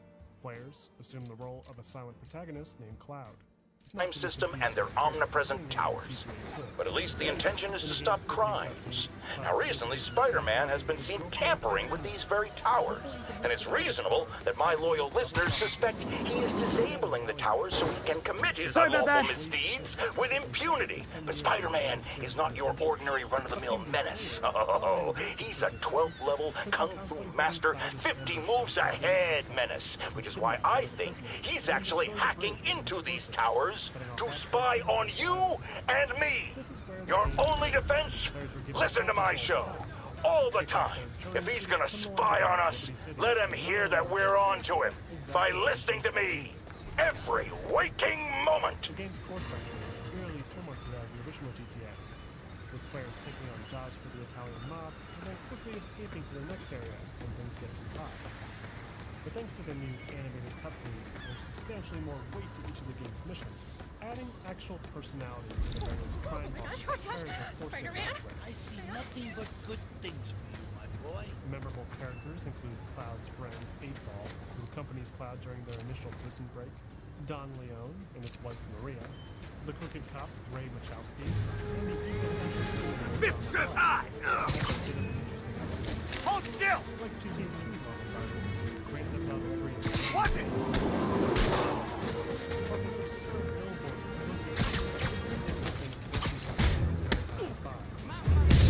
more careful with my adoring public. Thank you.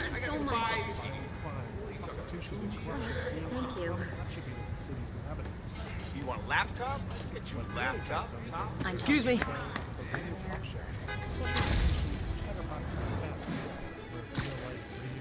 Personality Jeffrey Jones not only plays a fictional version of himself, but co-wrote the script with Dave Bowser, establishing a lot of the series' signature and cynicism. Speaking of impossible, Jason, your rope online and people talk about here today.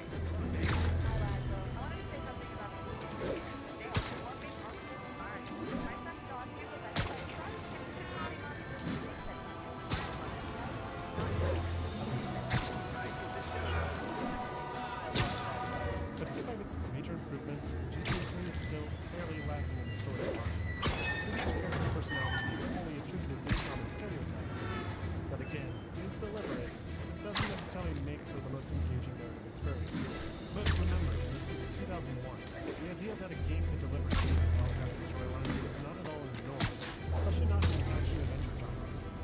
Instead, GTA 3's chief strength lies in its revolutionary open-world gameplay design, with a highly immersive world explore, along with plenty of new entertaining mechanics and missions to help populate it.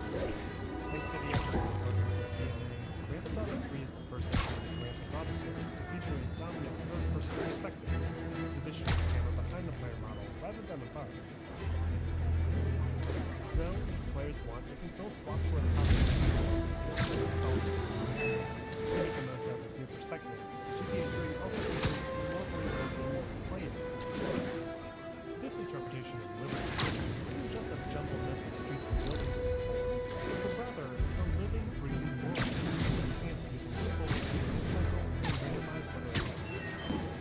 The city is broken up into 3 districts, and each have a distinctive feel. The first district is Boston, an industrial lower-class area based heavily around New York City's Brooklyn. Here, players will experience the seedy criminal underworld at its worst, with gangs like the Italian mob engaging in open warfare with the neighboring triads, while hookers and pimps roam the red light district. The second area, only accessible after completing missions, is Staten Island. This is the city's business district, built to resemble New York Staten Island. Here, there are towering skyscrapers, football stadiums. Officers respond. We've got a 1010 narcotics in progress. Officers near Gramercy, please report. Between the Yakuza, the Jamaican Yardies, and the Colombian Cartel. Finally, there's the Shoreside Vale, where Liberty City's ultimate designs, like paving places, swimming pools, and private mansions, together with these 3 districts, along with the York County, make for a much more intricate and complex game, making it much easier to get lost within it. So, to help players find their way, GTA 3... Good old Empire State. Man, I love this town. That shows the player's position. Time to grab a snapshot. Streets, along with any relevant map markers to help locate new objectives. To traverse through these worlds, players can catch a train and walk around. Or more practically, steal any automobile that they see and drift around the city streets. Driving in GTA 3 is a dated version of the 2D titles, now that players can That'll see do more it. than 23 Map should be recalibrated now. Though this new perspective also brings Haven't with done it much more photography since realistic quitting the physics Bugle. system. Forgot how much I enjoy it. Should keep an eye out for more landmarks to shoot. Spontaneously combust and explode if the player isn't careful. All the vehicles you'd expect can be found cruising the streets of Liberty City, like sedans, sports cars, and trucks, many of which will only spawn in specific areas to add to the simulation. Though, if a player wants to, they can now deliver their favorite stolen vehicle to their personal garage at a marked safe house, and then save it for later use. GTA 3 is also the first entry in the series to allow players to pilot boats and airplanes. Though the only drivable plane, the Dodo, can be challenging to keep airborne with its clipped. GTA 3 also sees a total overhaul to its on-foot character movement. It's Mr. Lee. Hello? Peter, it's Martin Lee. I just wanted to let you know we need a little extra time to get set for May's party. I guess the cake delivery is stuck in traffic. Oh, sure thing. Just let me know when you're ready and I'll swing by. Great. Talk to you soon. Okay, got some time to kill. See what's happening out in the city. Getting tired and slowing down after a short while. Being this for counting the roll environments, coupled with the ability to control the thermite and combat skills. Enemies won't just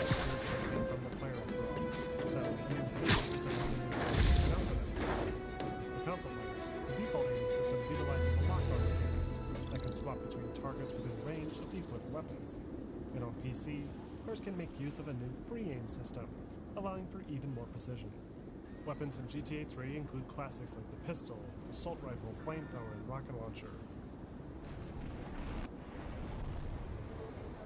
Though there are newcomers like the Uzi that can be used to perform drive-bys, a shotgun for close quarters, a fully auto M16 and sniper rifle, both powerful enough to dismember enemies, and throwable weapons like Molotov cocktails and frag grenades, useful for destroying vehicles and taking out hostiles hiding in cover. These weapons are gradually unlocked throughout the course of the campaign, and can either be picked up off the ground like before, or purchased from any of the available ammunition gun stores throughout the city. Though players need to be careful not to be arrested or killed, as all weapons can still be removed. The police system has also seen a big change in the league. Like before, causing mayhem will check the attention level. Kick it up a notch! And we're done! Attention units, need response to a break-in. Available officers, please proceed to Bryant. Over. At one star, the police are pretty easy to get away from. Yeah, Spider-Man, the situation's under control. And instead, they run up and try to arrest the player if they happen to be in the area. At 2 and 3 stars, the police become much more aggressive and will actively drive around searching for the player, and will also open fire when possible. By the time the player reaches 4 stars, the SWAT teams are called in, who are much more heavily armored and carry automatic weapons. Roadblocks begin to pop up more regularly, cutting off key roads, and trying to escape on foot is practically impossible. If the player somehow manages to survive this, then they'll need to contend with the deadly FBI 5 stars. Spider-Man! I gotta keep him on the ground! Take that! Hi, Mr. Lee. Hey, just got more me. Hey, Peter. We're all set for the party whenever you're ready. Cool, I'm on my way.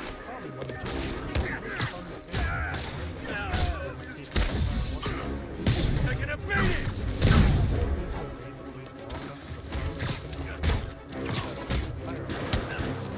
Extremely difficult due to the sheer volume impossible. Thanks to the returning police organs and planes freight stations, along with the increased verticality structures and How are we supposed to fight him? Hi, Mr. Muggins. This is about the rent. Mr. Parker, this call serves as your third and final warning. Eviction proceedings. Wait, I get paid at the end of the week. I get... Eviction proceedings will start Friday unless full payment is received by close of business. Good day. Yeah, good day. mainline story missions, each more challenging. Along with the many main story missions, there's several optional side jobs to participate in as well. These include payphone missions, that are typically simpler but don't advance the story. Off-road missions, players driving over checkpoints on uneven terrain to beat the clock, and RC missions, that have players destroying target vehicles using a little RC car. And of course, there's the vehicle-specific missions, that will play entering a specific service vehicle. Jumping into its I can never give this prototype spider tracer enough range to be useful, but I did adapt the tech into my web traps, which really come in handy. A cop car lets players complete vigilante missions, where the player is given a target to kill within a time limit. GTA 3 also sees the return of environmental collectibles, only this time in the form of hidden packages. There's 100 of these packages hidden around the city, often in hard-to-reach places, and collecting enough of them will unlock instant access to weapons and armor, available at the player's safe house. Collectively, Grand Theft Auto 3 is a massive improvement over its arcade top-down processors. Everything from gameplay, story design, combat, and driving. Attention units, we've got reports of muggings in the area. Officers needed near Turtle Bay. It's an experience that can completely transform not just the Grand Theft Auto series, but the entire gaming industry. The game soared to popularity upon release, achieving incredible review scores across the board. Muggers never take a day off. Who wants a picture? There certainly is experience. The game's cards are still and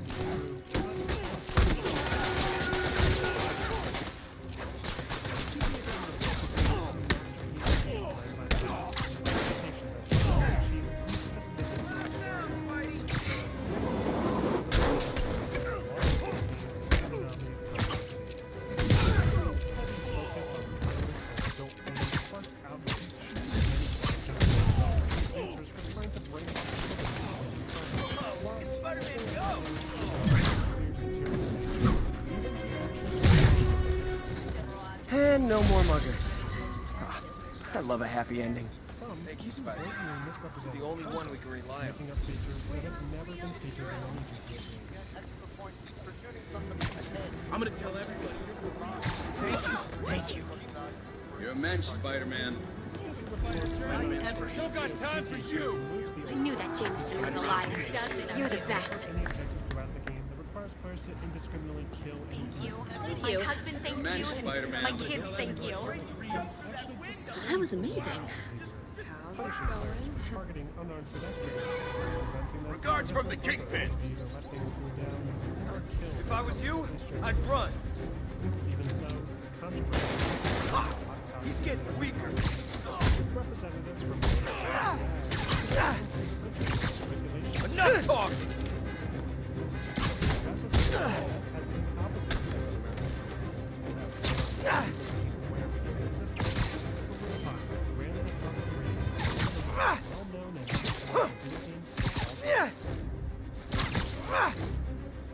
Oh, you just made a big mistake.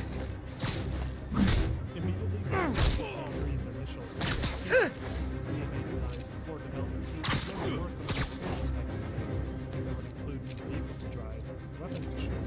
What's worse than Fisk holds grudges? Who knew? But after leaking that GTA 3 was a huge success, they decided to turn their attention to developing a full-fledged sequel instead. Before they could do this, there were a few logistical matters to attend to. Rockstar Studios had finalized their acquisition of DMA Design, renaming them Are into you really Rockstar him? North. Sorry. You're a seriously good cosplayer. You're a real hero. They relocated to a new office space in Edinburgh, where they continue to work on Rockstar titles. I knew that Jameson was a liar. By early 2002, full production of the next big GTA had begun. All the assets built for the cancelled GTA 3 expansion were then retrofitted for a new 1980s theme. hell out of me. According to an interview by Edge magazine with Sam Hauser, the 1980s theme was planned well before GTA 3 had even released. But it was Attention units. Report received of a narcotics sale in progress. Officers near Gramercy, please report. Watch it. The 1980s theme was worth revisiting, and the writing team began extensively researching media relating to the time period. Most notably, Scarface, Carlito's Way, and a complete VHS collection of effects. Here, the art team got to work sculpting the drastically different Metropolis colors to explain Aaron Carpet, in particular, spent a lot of time nailing down the look of the city's iconic architecture. When MJ and I applied for this lease, I thought we'd move in together. Instead, we broke up. I can be pretty oblivious sometimes. DMA Design had always intended to give the lead protagonist full dialogue in order to tell a more compelling narrative. But because of their time constraints, they were ultimately forced to drop the idea. Though now that they had a little bit more time to work with, they were bringing in some serious revenue. They went all in and contracted Ray Liotta to play the protagonist. Among others, Rockstar also secured a licensing for over 100 appropriate songs to be played in the videos, only further adding to the immersive nature of the experience.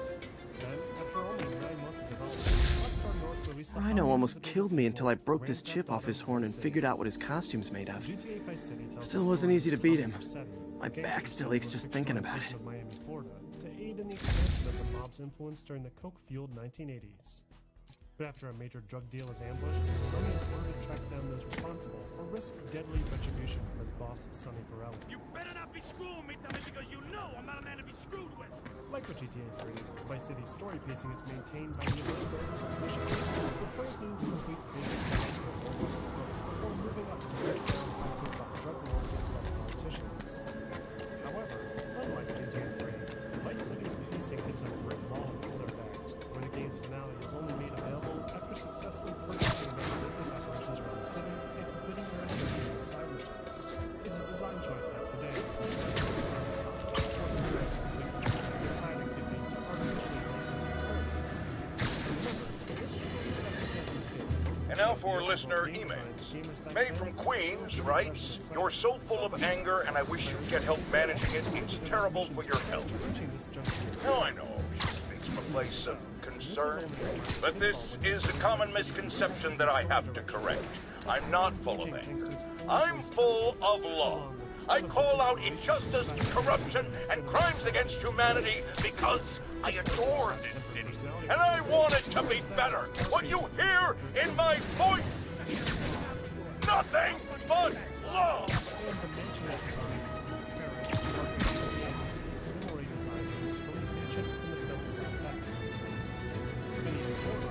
consequences for Seti's lawyer friend. Officers respond. Witness report of an active drug deal. Officers in Murray Hill. Stand by for further instruction. There's also a ton of influence from the Miami Vice television series.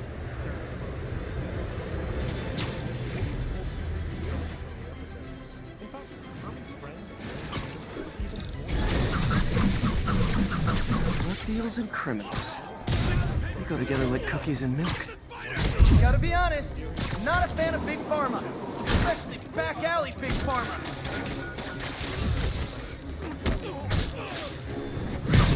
Fighting all of us! That was me. What's up? Not fair! Not fair! Heads-up display menus reflect this thing with a blue color scheme, and all the radio stations and vehicles played hits from the 80s, including Michael Jackson's Toto's Africa. Drugs are maybe my most disliked criminal activity. Definitely top 5. Or bottom 5. However, that works. The police will take it from here. The core gameplay remains mostly the same as before, with only some minor under-the-hood tweaks aimed to polish up GTA3's Revengeance. The player versions, for example, is cleaned up a bit, making Tommy walk and run more naturally through the game. And the hand-to-hand combat has been redesigned to allow players to engage multiple targets simultaneously. The game's gunplay has also seen some nice changes, with better spread and stronger auto-lock mechanics to make the action more responsive. On top of this, the city also introduces a plethora of new weapons into a weapon. Attention units. Report received of a narcotics sale in progress. Please proceed to Madison. But there's now highly alternatives for using weapons, including the Python revolver, a Spaz shotgun, a Ruger carbine, and a semi-automatic PSG-1 sniper rifle. The only catch is that players can only carry one of each weapon type. They will need to ditch a corresponding weapon if they want to do something different. For players looking to get up close and personal, lots of new melee weapons have been introduced, most notably a chainsaw that will cause blood to splatter onto the player's screen when used to kill an enemy. Vice City even adds in some new special weapons to the mix, like the M60 light machine gun, and the devastating miniguns that can absolutely decimate the streets of Vice City.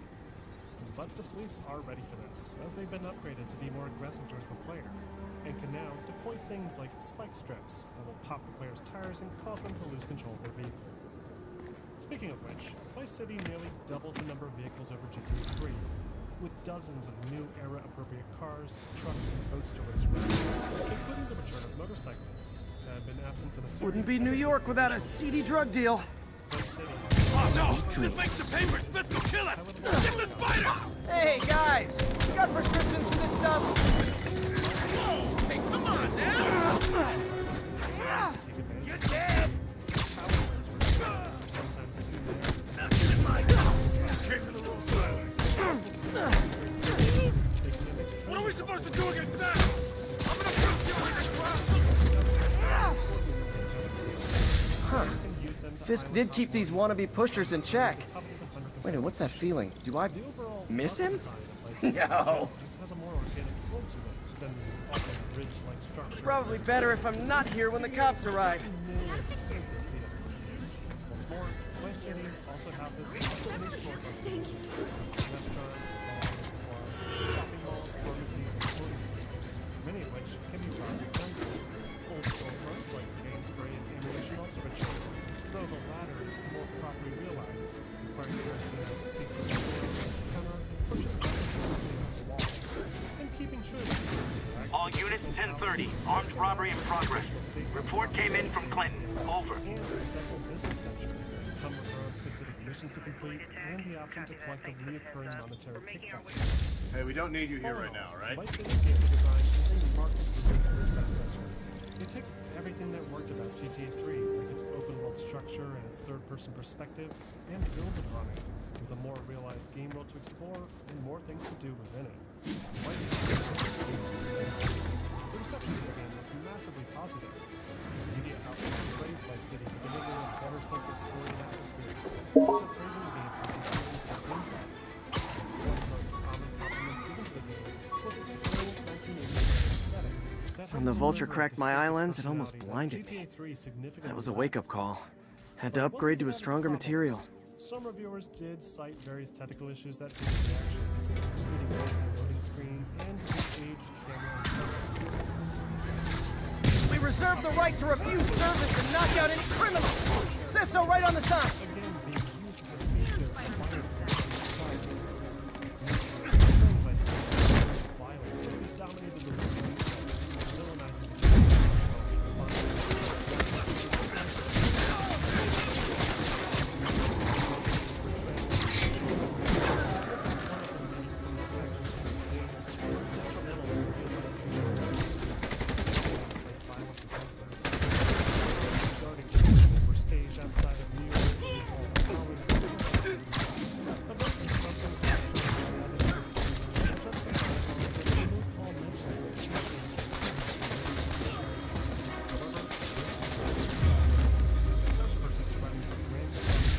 Arresting Fisk brought all the small-timers out of the woodwork.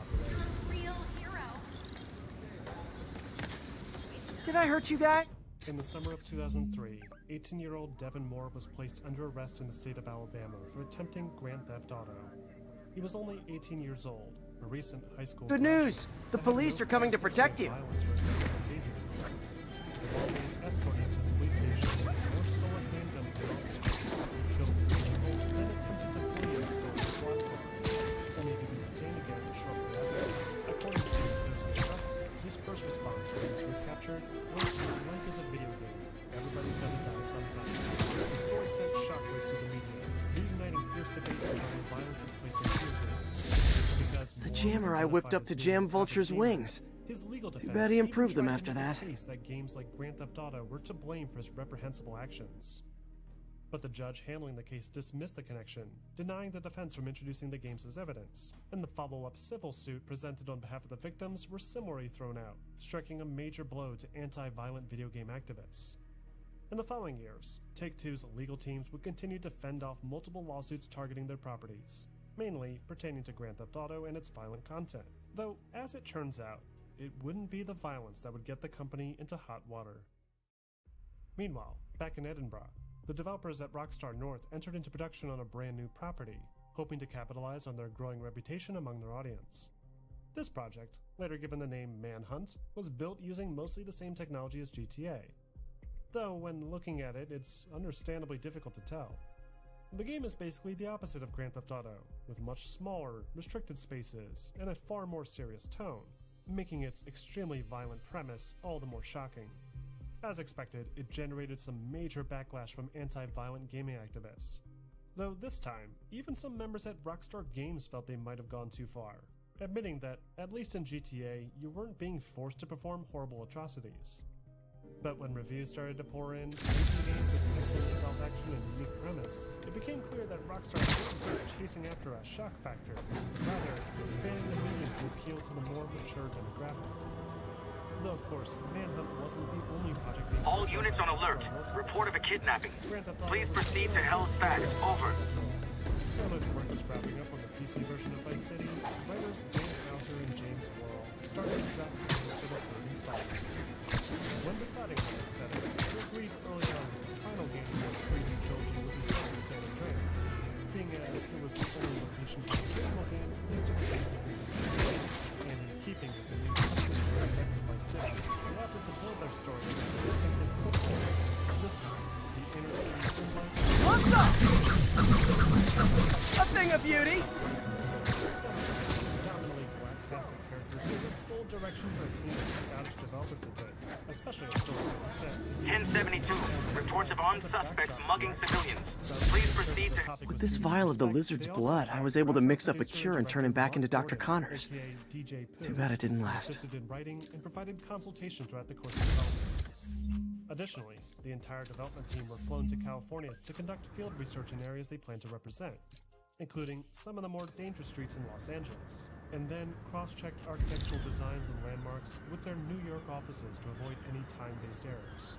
When they finally returned, the programmers in our department had to work through the most ambitious environment to date, a map that consisted of not one, but 3 major American cities, everything from Those seemed somewhat unattainable at first. Vice City is already gigantic, taking up almost the entire game disk with freaking load times in between teams.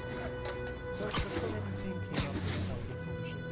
Rather than having all the assets in the world, vegetation and vegetation work together in giant trails. A new render pipeline would convert distant objects into lower poly areas, and materialize only when within range of the player. This allowed the art team to hugely expand the scope of the environment, with 3 massive cities only making up a fraction of the playable space. But they also didn't want this space to be empty, so they worked on implementing a new animation scripting interface that could be used to generate hundreds of unique gameplay mechanics and immersive features. Even the lighting system saw some nice improvements, and borrowed lessons learned from the development of Manhunt to incorporate shadows that could be used by the player to hide from enemies. Finally, after an extended 2-year development period, Rockstar Games released the highly anticipated next entry in the series, Grand Theft Auto San Andreas. As always, it's PS2 first, and the PC is last in San Andreas kicks off in 1972 in a fictional manufacturing of Los Angeles 2. Would you look at that? Half the crime tower's back up already. With Spider Cop's on the job. Got some good parts from this old cell phone. Wonder what I could accomplish with a real budget instead of dumpster diving. Nope. She'd never admit it, but the chief was warming up to Spider Cop. His casual disregard for by-the-book thinking was a breath of fresh air. She'd come around someday.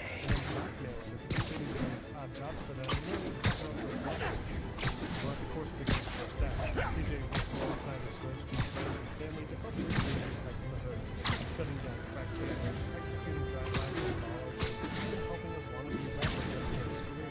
Don't want me to go with a gun in your face like you're behind anybody in the world can do. That sucks. Damn. The brightest thing seemed to be turning away from Grove Street when CJ uncovers a huge conspiracy and is forced into exile beyond the city limits. From this point on, the game's narrative begins to resemble past GTA games, with your typical rags to riches structure. CJ is introduced to several interesting and absurd characters. After I got my powers, I didn't need my glasses anymore. Told everyone I got laser eye surgery with money from the Fisk Science Prize. And the game's finale offers possibly one of the most unique and exciting climactic sequences in the entire series, as the streets of Los Santos see rock with mass rioting, mirroring the real-life LA riots of 1992. In addition to other real-world events from that time, San Andreas also draws significant inspiration from 90s hip-hop culture and hood films like Menace to Society and Boys in the Hood, and features an even more star-studded cast than Vice City, including Chris Feller, Chris Conde, Chris Vance, Cross, James Woods, and Samuel L. Jackson. Even by today's standards, that's a lot of star power for a video game, some of whom play hugely important roles throughout the game. And when compared to Vice City, San Andreas tells a much more engaging story. Good cutscenes, better written characters, and a much more unique plot, breaking away from cliche mafia movie references to give players a totally new experience. When it comes to its gameplay design, San Andreas offers a significant number of changes, improving on aspects that worked well before while also adding new features to further immerse the player. The core gameplay remains the same as the past 2 games, though there are a few long-requested features to round out CJ's abilities. Players can finally swim in bodies of water for the first time, unlike before where touching the water would instantly kill the player. And short walls can now be vaulted over, making traversal on foot through alleyways and backyards more practical. The game's gunplay has also received some nice improvements, incorporating an even more responsive auto-lock aim system, along with a new colored crosshair to telegraph your target's health status. Players can also crouch to increase their weapons ability, perform combat rolls, and sneak up on unsuspecting hostiles for stealth takedowns, similar to the stealth systems used in Manhunt. Most of the weapons available in San Andreas share fundamental similarities to the weapons we saw in Vice City, with 2 to 3 variants for each weapon type, and more or less the same balancing between them all. There are some newcomers to the arsenal though, like a Winchester bunker, heat-seeking body armor, remote explosives, and additional hardware like parachutes and night vision goggles. Vehicles have also been improved, better handling and superior damage models. It's the increase in the number of available vehicles that's most impressive. MJ wrote this article in the school paper about student protests. She was a heck of a journalist even then. And the famous jetpack. The biggest The most blatantly obvious improvement San Andreas offers, though, is the extreme increase to the environmental scale. San Andreas isn't one city, it's an entire state, and it's filled with way more variety than anything Sans has ever had. The first area, Los Santos, is a large concrete jungle with a maze of ghetto neighborhoods that act as an urban war zone. North of this is the rural countryside of Lake County that's loaded with tall mountains, thick forests, and winding rivers, along with plenty of redneck farmers, doped-up hippies, and roaming biker gangs. Further northwest, there's the game's second major city, San Fierro, that features lots of vertical and steep roadways, along with plenty of opportunities for naval action on the land. In the top half of this map, there's Bone County, a vast desert region home to several small towns and abandoned airfields, and a highly secure top-secret military base called ERiQTENDO. And finally, there's the Las Vegas Strip, where players can burn all their money on slot machines and card tables, only to make money on a daring casino host. The sheer size and diversity of This piece of the Shocker's original uniform showed me how to protect myself from his blasts. Of course, they always upgrade, don't they? Wide-reaching landmass is also chock full of things to do. First, there's the main missions, that seem to function the same as always. Players enter a mission marker, watch a cutscene, and then complete a series of objectives. But each mission does a better job of setting itself apart, with new scripted action set-piece moments and unique gameplay features introduced at a steady pace all throughout the length of the campaign. Early on, players perform relatively simple tasks like fighting gangsters, stealing cars, and robbing storefronts. But as the world begins to open up, the scale and general absurdity becomes more and more apparent. Players need to navigate the well-controlled planes, burn down hot cars with a flamethrower, and even take a motorcycle to battle a cargo plane as it's taking off from an airship. But its attempt to stay at least somewhat grounded helps preserve its charm. Next, there's the optional open-world activities, many of which are specific to certain parts of the game world. In Los Santos, for example, players can roam the streets spraying graffiti tags and fighting for control of territory in gang wars. The Los Santos map is broken up into distinct territory blocks, with each color representing a different gang.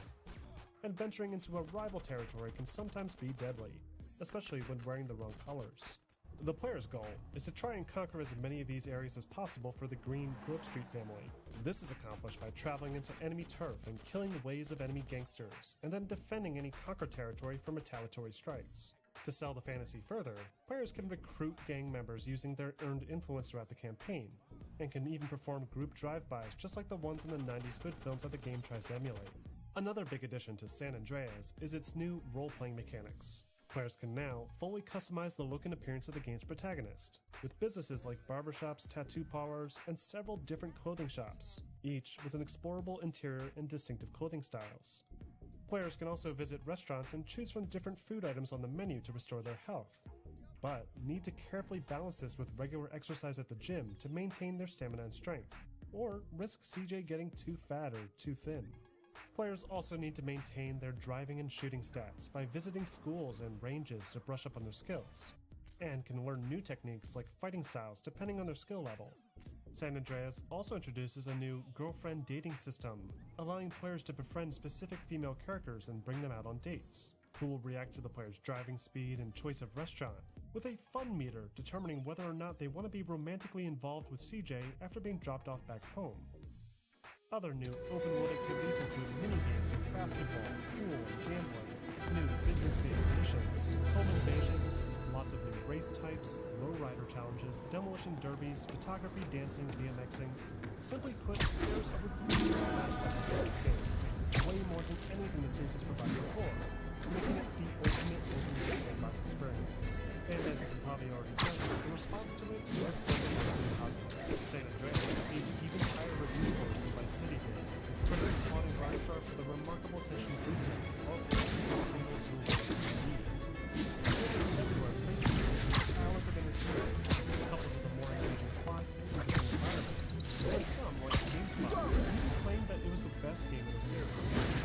San Andreas went on to sell well over 2 million copies in the first week, greatly outpacing Vice City before it, and not only became the best-selling game of 2004, but eventually became the best-selling game ever made for the PlayStation 4. Though, as with every game of Auto Focus, not everyone was happy. A few critics called out Rockstar for their aging visual design, criticized the title for its poorly implemented minigames,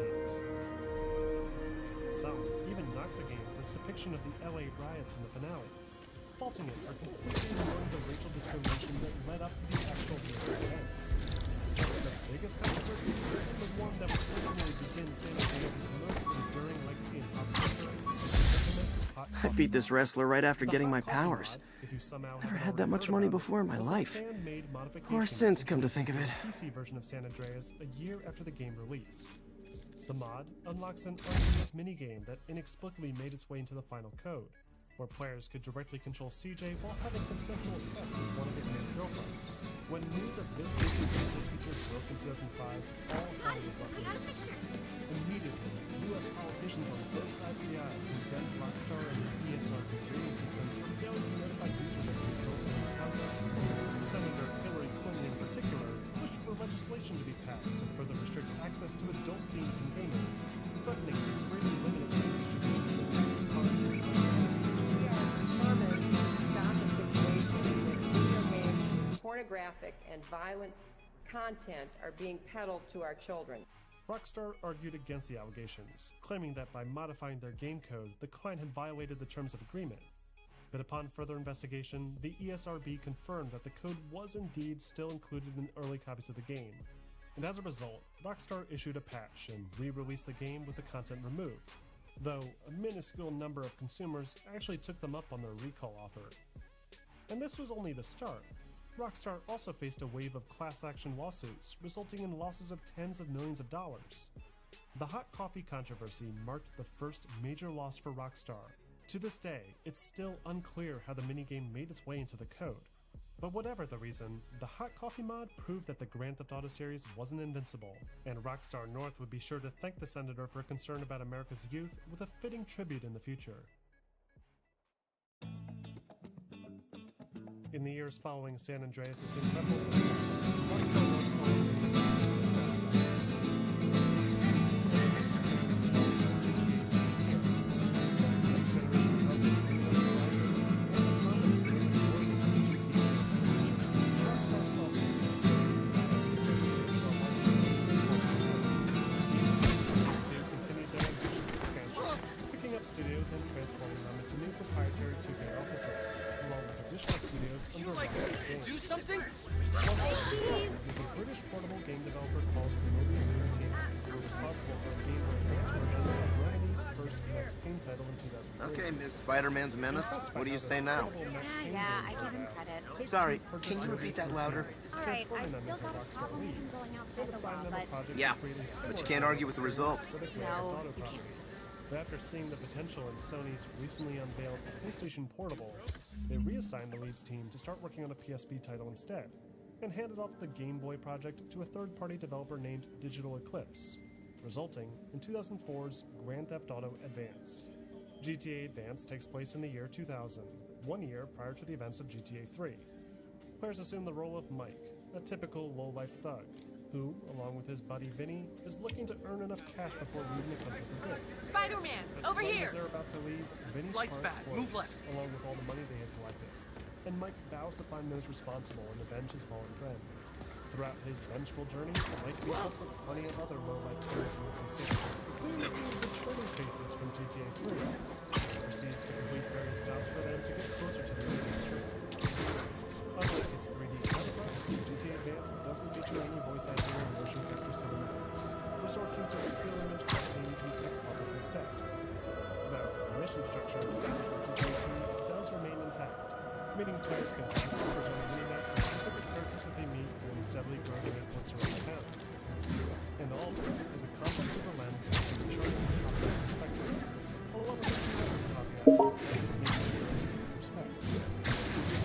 One of them leads to visually appealing titles in the entire franchise, with a limited color palette, flat environments, and some archaic animation designs. But the level layout introduced in GTA 3 is more or less included, and even features a few extensions to areas like the Western Island.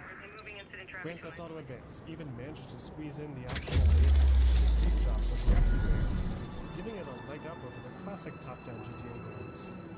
But it's otherwise basic and forgettable experience that failed to impress, and its resulting sales and reviews quickly reflected this.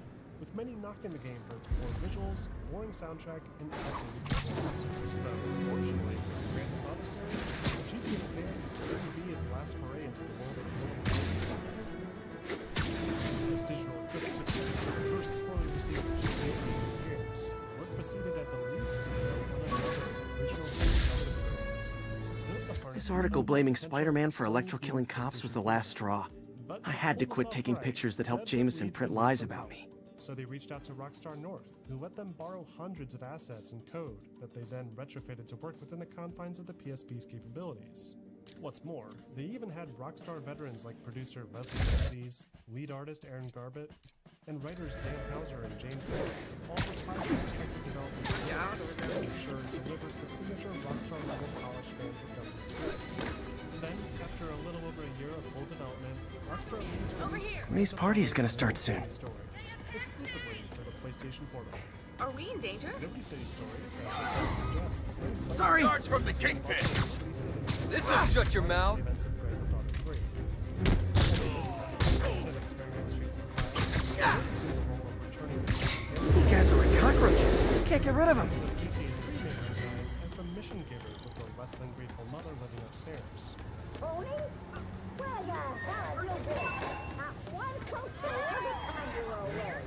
The story kicks off as a with Tony returning home after being sent to his low profile. In his absence, the Leon family, led by Don Salvatore Leone, is steadily preparing to strike a city, and have set up shop in San to break into the prostitution and gambling markets in the area. Tony, eager to jump in where he left off, is instead suspended working for solely on his reputation to getting beat the boss. And as he rises to the ranks of the mafia, he's thrust into a three-way gang war between the other families in the city, and the resulting fallout helps to shape Liberty City into how it appears in GTA 3. Wednesday is GTA's best two mainline entries. Liberty City Stories plays things at a city. The general plot bears some heavy resemblance to your typical American gangster movie, the most obvious inspiration being The Godfather. Though having a fully voiced protagonist does help to deliver a more focused plot structure than the last time players visited Liberty City, and to have all this delivered into a completely handheld experience was, and still is, pretty impressive. But even more impressive than this is the way Liberty City Stories preserves GTA's iconic open-world gameplay design. This isn't just a top-down spin-off with some mundane delivery missions. This is a full-fledged 3D-era GTA experience, tailor-made to take advantage of the PSP's hardware capabilities. Tony moves and behaves just like his mainline console counterparts, with the ability to run around the streets of Liberty City, steal cars, shoot bad guys, and perform drive-bys. The only caveat is that the PSP doesn't come with a right joystick, so the game camera can no longer be controlled manually while moving the player. Instead, players must rely on the game's more aggressive auto-center camera design, or optionally, hold down an aim button to switch the left thumb pad to control the camera instead of the movement. This is obviously not ideal, as trying to dodge bullets and keep track of where they're coming from can be difficult, but the improved auto-aim does help make the gameplay more tolerable. Liberty City Stories also doesn't make use of any of the new mechanics introduced in San Andreas, harking back to the slightly simpler design of Vice City instead. This means there's no swimming and no ledge vaulting, and all the complex RPG systems and minigames are stripped away. Though features that were introduced in Vice City, like motorcycles, unique weapon sets, and different character clothes, do help to make this return trip to Liberty City more engaging. Liberty City Stories also sees the return of online multiplayer to the series, albeit only between 6 players over a wireless ad hoc mode. Still, even so, this would be the very first time the series would offer a legitimate 3D online multiplayer experience in Grand Theft Auto, something that, as you probably already know, has become a pretty big part of the series since. Liberty City Stories was highly regarded by fans. Reviewers credited Rockstar leads for how much they managed to squeeze into Sony's handheld, especially the full Liberty City pen. The graphics are obviously not quite as good as the console counterparts, with the draw distance often pointed out as a technical drawback. But it's otherwise a legitimate 3D era GTA experience. In fact, it even received a release on PlayStation 2 in 2006, with superior visuals and a more controlled control scheme. Its real contribution was to the PSP, convincing gamers that the device could deliver true console experiences for good. Quickly automated game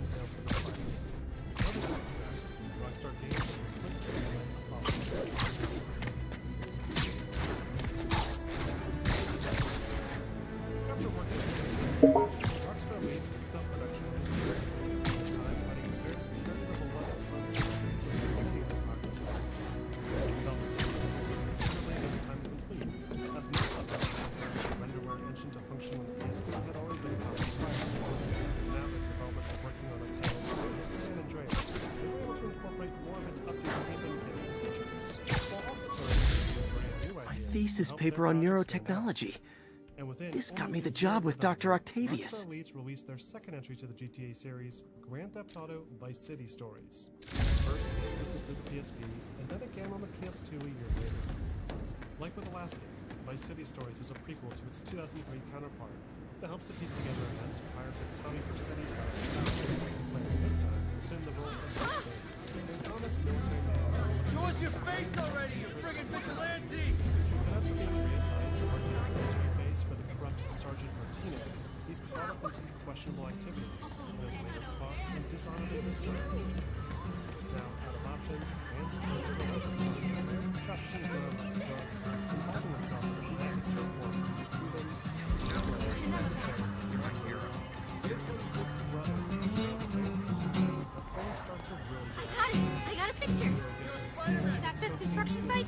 I saw men with guns going in. Worth looking into. Thanks.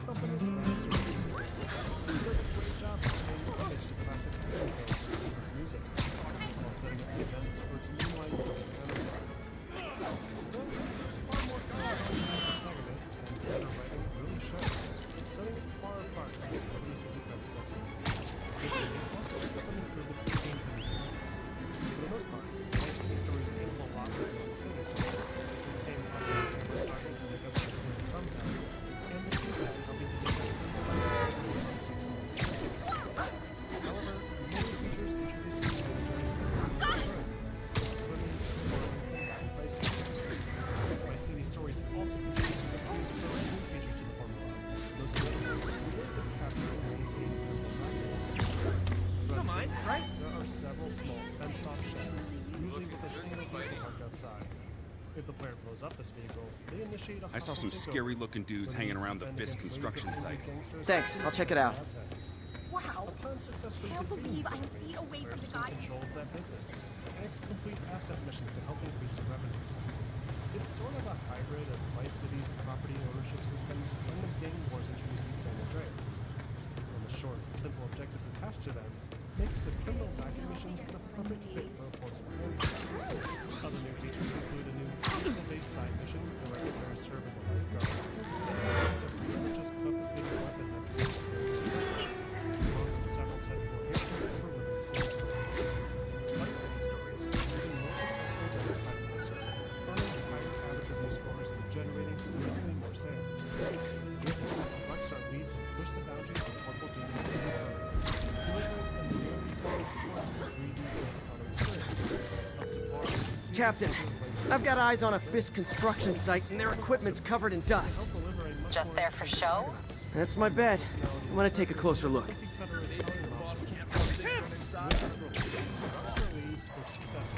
Sorry, I'm usually web swinging. I thought he was Though,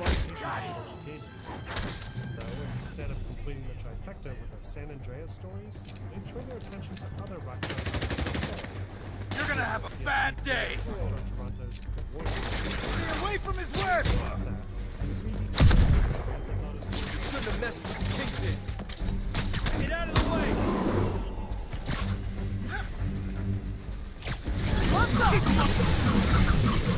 Like fish in a barrel.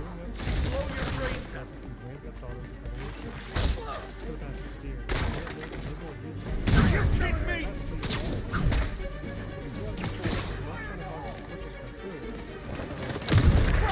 Keep him on the ground!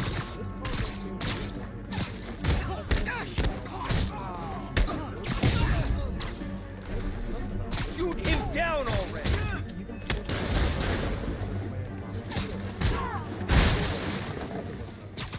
He can't take us all! Come on, bring him down already! allowing them to create the San Andreas. Go to home! Back! How's he doing that? Auto series would need to leave Renderware behind. Locked and loaded.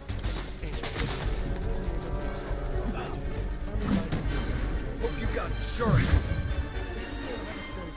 Sending us out. I'll set your mouth permanent. That's not fair.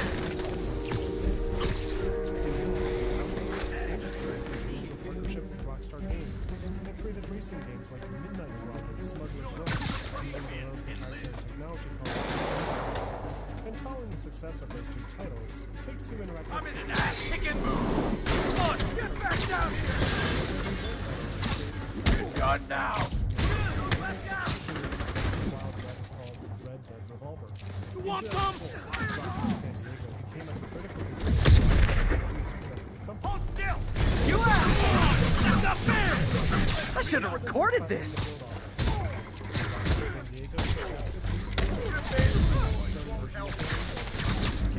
More guys? Oh, sorry, but we're all out of the complimentary donuts! Boston's high! Get down here and fight like a man! Named Rockstar Advanced Game Engine. Or you got lucky! Smoke him! It wasn't until Rockstar North I'll teach you some respect!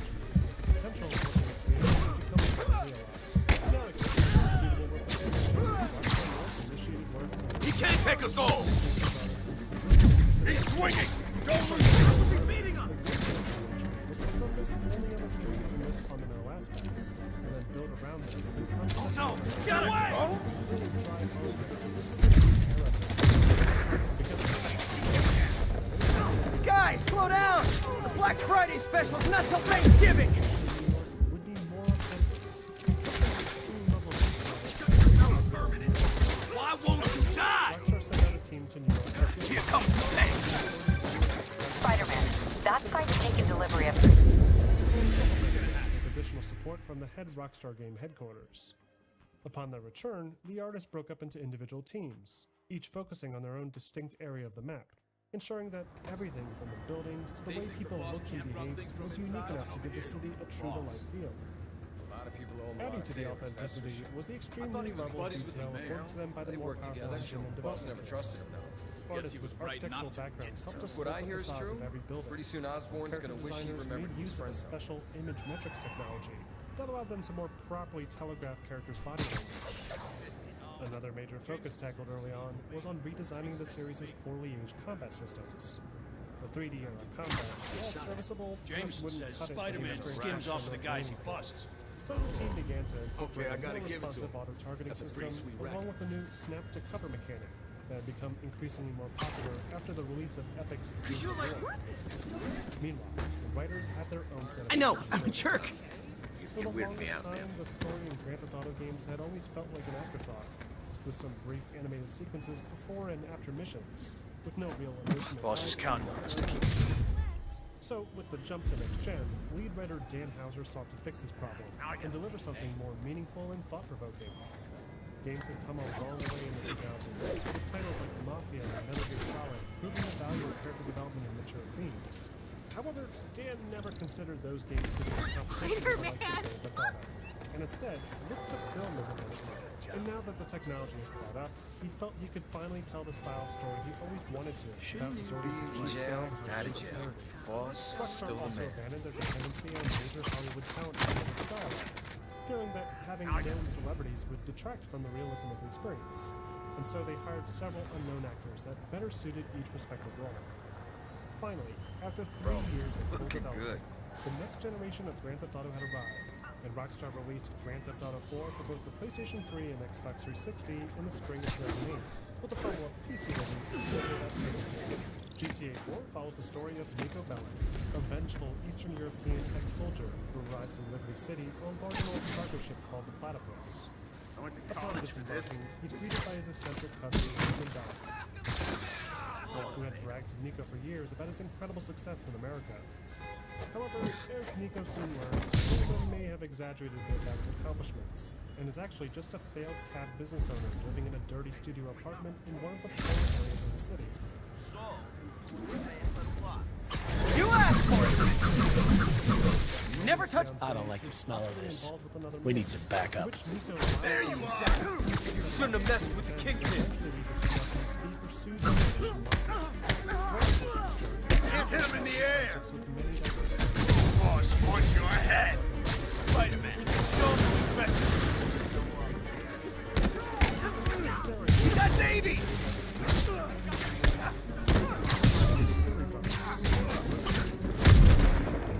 You're gonna have a bad day!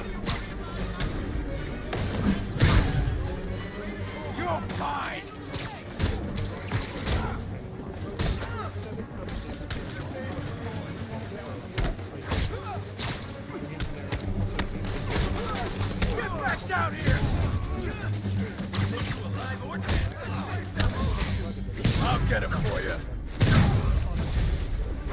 More guys? Oh, sorry, but we're all out of the complimentary donut. Crush your skull!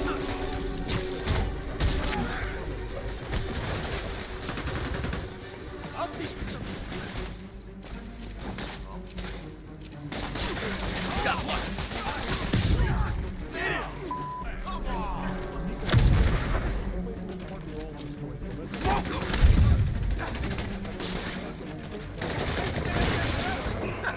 We'll take you alive or dead. This doesn't care.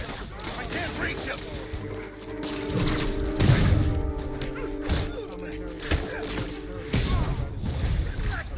Guys, slow down!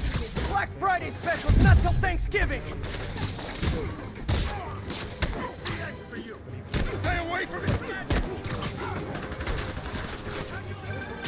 Spider-Man, that site's taken delivery of enough concrete to build 2 skyscrapers. Wait, don't tell me. They're hiding drugs in the concrete mix. That's my theory. We'll need probable cause to get on site to confirm it. You'll have...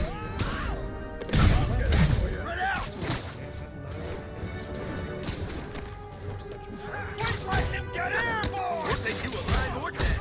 This doesn't care.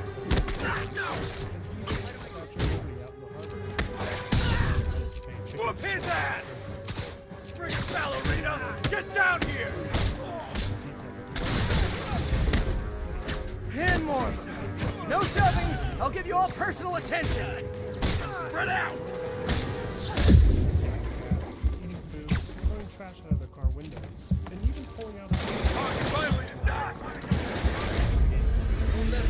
furthers GTA 4's more immersive feel, with countless environmental props. Alright guys, that is enough for tonight. I'm gonna be gone. We'll see you guys tomorrow, 8:49. Same bat time, same Spider channel. Have a good night.